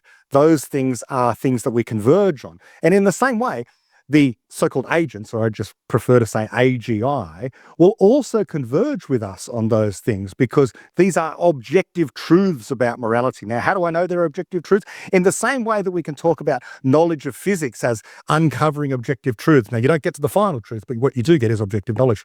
And that happens in mathematics, every single area. So morality is no different in kind to any of those other areas. It's just true to say freedom of speech allows for progress more than censorship does, let's say. And so that's a moral claim, that is a claim about how it is that we should think about the future state and how to make more progress. So we want to have certain things that we protect. And understanding how progress is made is something that an AGI would want to know as well. And so that's why they would converge. If they've got problems, which they will have because they'll be people, then they will want to solve the problem of how to make progress faster. And they will recognize, as we have, that things like freedom of speech, democracy, free trade, capitalism, are all these things that allow for the flourishing of humankind and eventually the AGI kind as well. Okay, that's as far as we're going to be able to go in terms of me unpacking your worldview with hypotheticals. I'll just remind viewers what my position is, and they can do their own contrasting. My position is that the orthogonality thesis is true, meaning you can have agents like the ones today that try really hard to achieve a goal, and the goal can be arbitrary. They don't necessarily judge your goal, and they'll be smarter, and they'll achieve the goal effectively. And if there's humans in the way, then it'll be really tempting for them to kill the humans unless programmers have tried really, really hard to make them not. And even in that case, a cosmic ray might flip a bit in the control system, and oops, they did in fact kill the humans. Oops, there's a bug. I see that as very fragile. I don't see anything that we would recognize as morality as being like an attractor state in the future we're about to experience of this like new kind of rapid evolution. So anyway, two very different worldviews that have been presented here. But let's try to give closing statements. So let's have the viewers remember the points we touched on and maybe even do the ideological Turing test. You know what that is? No. It's basically when we try to show that we've absorbed the other person's claim. So at least we know where the other person stands. I can go first, and I'll give the Brett Hall closing statement on your behalf, and then you can correct me. Sure. All right. So you have presented many Deutschian ideas, and you've also connected it to the concept of optimism. You certainly don't want to be biased to be pessimistic. So as long as you're finding reasons to be optimistic, it's probably good to just focus on those and not be unnecessarily pessimistic. Now, on the subject of intelligence, you have these linked concepts of like being a person, having real creativity, generating new explanatory knowledge, being computationally universal. And those are also conveniently linked to this idea of being cooperative and moral. And it's just kind of like this target for you, this nice direction that the future is going, which is also linked to like this infinite quest, right? The beginning of Infinity, David Deutsch's book, this infinite quest to get new knowledge. And it just so happens that knowledge is this great force for good, that if we just keep going in this really nice direction, all these different related concepts will come together. And it's just like a really good, promising, optimistic direction. How is that? Yeah. The only thing I'd add to that, I think that's accurate, is that, the great dichotomy that Deutsch talks about as well, which is problems are inevitable. So I concede to the doom as the idea that things could go wrong. It's just that I also think following Deutsch, problems are soluble always. And so no matter what the problem is, we can solve it in time if we continue to make more rapid progress. All right. You want to try to give a Liron closing statement? Yeah. So I think that your fear is that all we need to consider is that technology continues to improve. And logically, people will want technology to continue to improve, and there will become a point at which the rate of the increase in the power of technology escapes us in some way, because the software that's running on the GPUs around the world begins to have its own goals. It begins to form its own goals. And some of those goals, whether programmed into it or whether it comes up with it on its own, it is going to try to enact those goals regardless of anything else that's going on in the universe, in particular, what people want. And so because of that, it presents a real existential danger to us, because if the goal that it's aiming for requires that people be exterminated, then it will do that. And there will be nothing that we puny humans can do about that, because we're talking about a situation where it's human Homo sapien brains up against something that has the computational power equivalent to 10 to the power of 50 human beings or worse, and operating at, processing speeds approaching the speed of light, drawing on the entire corpus of civilization's knowledge and the knowledge that it's creating itself. And the real risk is that this, of course, will be misaligned with us. And so it could lead to not just the extinction of humanity, but all life everywhere as it begins to try and achieve its goals. Yeah, that's pretty solid. Just to add cherry on top, not essential, but I would encourage viewers to just think about the oh crap moment that the other animals had in evolutionary time. So like, don't think about like 2 days. Think about like 100 million years or whatever, right? Or a few million years, like the time that speciation happens in. Those other animals at some point could have had this oh crap moment when they realize that they no longer have dominance over their own niche. Like this idea that like they're optimized for their own niche, that was a temporary thing. Like their niche essentially now belongs to humanity. And I think we are going to find ourselves in this very unpleasant moment when we realize that our niche, the Earth, what we thought was our niche, is actually no longer ours. And then we try to hit the undo and we fail. All right. I hope you don't mind a little embellishment there. All right. But yeah, let me give you the last word. What else would you like to add? We should be really excited about the future. I think that what history shows us, and this isn't an inductive argument, it's just an argument about what people are, is that we want to solve our problems, and we're going to continue to want to solve our problems. And what's helping us right now to solve our problems more rapidly than ever before is artificial intelligence and LLMs. But there is a black and white difference between an artificially so-called intelligent system and a person. And it's either side of the dividing line that is universality, not computational universality, explanatory universality, the ability to explain anything. And because we have this capacity to be curious and to solve problems and to create knowledge, we can make the world an increasingly better place. The only thing that is guaranteed to cause the extinction of all of us is insufficient progress in time, is not making the rapid, finding the rapid solutions in time to the problems that we have, because the problems are coming. And it's not AI doom that I'm worried about. It's not even the comets from the sky or the supernovae or the viruses. It's the thing that we don't know about yet. It's the thing that we haven't imagined yet, we haven't thought of. And the only protection we have against the unknown is rapid progress and wealth creation now. And any person, any idea that argues we need to slow down for fear the known or the imagined problem is going to overwhelm us is almost guaranteed to usher in our extinction, because it slows down our ability to solve problems in crucial areas that are going to kill us in the future, because they're problems we've yet to encounter. And so because we're yet to encounter them, we can't possibly imagine what the solutions are now. But more computational power in the future and more wealth will help us. Okay. Yeah, we'll wrap on that.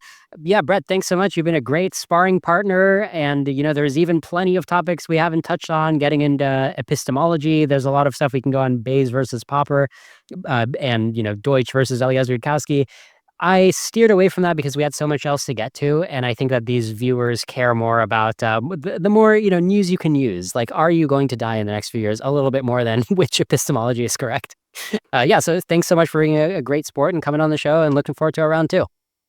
Yeah, thanks very much. Yeah, it's been a lot of fun. And, despite the fact we have these disagreements, I think it's really important what you do. You're actually like this hub for what I would call AI doom pessimism or something like that. So you do important work because it allows me to certainly refine my arguments. And as I say, I think we're swimming in pessimism right now, but you're a good distillation of what's out there. So thank you for this.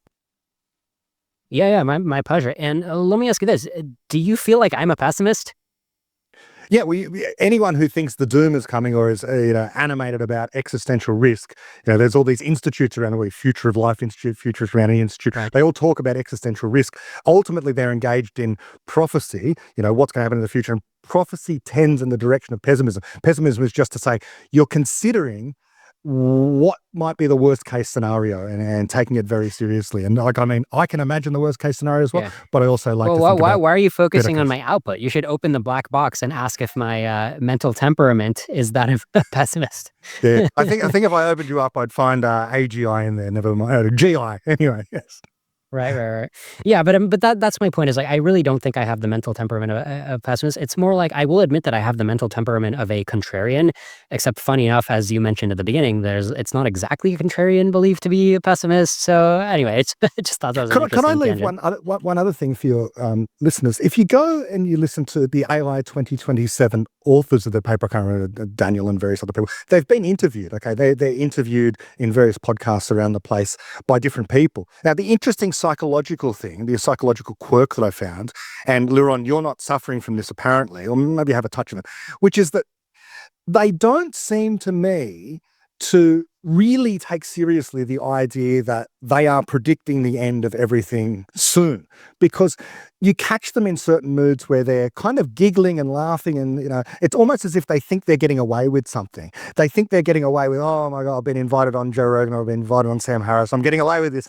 But that's not like the climate change people. The climate change people who really believe it, they're in tears and they're really agitated and animated, and they look sad. But the AI doom people often don't. They often look like they're having fun with this, and if they're having fun, then more power to them. I know plenty of morose people, man. I mean, it's an Yeah. absolute spectrum. Okay. I mean, I will admit to not waking up and being morose. I mean, look, it's like it is what it is, right? I mean, it's like on the Titanic, right? You could find people having a last dance or whatever, right? I mean, it's just being doomed. It's not like you're going to find an evolved behavior for the situation of your whole species being doomed, right? It's out of distribution. Yeah. That it's interesting you mentioned the Titanic, because I remember reading in the book, Eliezer's, if anyone builds it, everyone dies. He talks about various scenarios where he thinks that some expert or experts should have been employed at various points in history to figure out all the ways in which something could have gone wrong. For example, the Chernobyl meltdown. If only you had a group of experts who were considering all the ways in which the meltdown might have happened, you could have avoided the meltdown. But this is also incorrect epistemologically, and he tries to pour it into AGI. If only we have experts thinking about all the ways in which things could go wrong, we can safeguard against anything going wrong.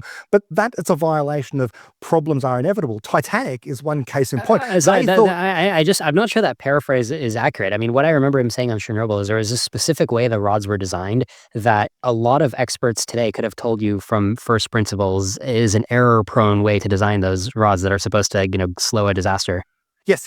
But my point is that the idea is that you can guess all the ways in which something might go wrong. A group of experts can guess all the ways in which something can go wrong. Right, but I don't think Eliezer made the claim the way you make him sound, right? Because I agree that sounds weak when you're like, oh, there should just be like a room of experts predicting disasters. I mean, but at the same time, the degree to which a company like SpaceX does reviews and tries their best to think about disasters, I think is productive, right? So there's always some happy medium.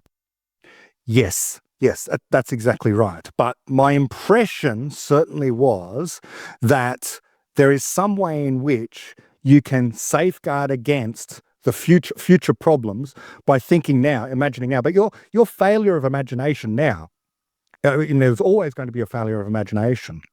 There's no guarantee that the things that you haven't imagined won't happen actually do happen. It's like the Titanic thing, as I say. Like, they thought that they designed a thing that was unsinkable, but it hit an iceberg in such a way that they hadn't thought of. And this is true of AI as well. So the attempt to try and regulate, or to have a group of experts, some intergovernmental panel decide what the policy should be in order to figure out what might go wrong, that's a recipe for disaster, because they can't think of all the ways. And if you think, okay, well, at least they will think of some ways in which things will go wrong. Okay, yes, but as I say, the side effect of trying to restrict progress could have way worse effects than accelerating towards AI. Okay, I mean, it says, I don't want to get into the weeds again. My brief answer would be, if you're putting all of humanity on this new untested design, and you think that like government regulation isn't going to be capable of making sense of it, I would just lean toward not doing it then. Like, that'd be my opinion on that, right, at a high level. Of course, that just, I know Eliezer deals with this as well. He says that towards the end of the book, but if you did that, if you had government regulation, let's say in the USA, well, it just moves to China, and then you say, well, you need a one world government in order to prevent anyone. All right. Well, this is why I say round two. There's plenty of fodder for round two. Yes. Let's call it here. Just because viewers already have a lot to chew on. Okay, great. Oh, and last thing, anything you want to promote? No, if you want to hear more of my ramblings, just go to Talkcast, or find me on YouTube, Talkcast or Brett Hall, and you'll locate me there. All right, Brett Hall, thanks very much. Thanks a lot. It's a lot of fun.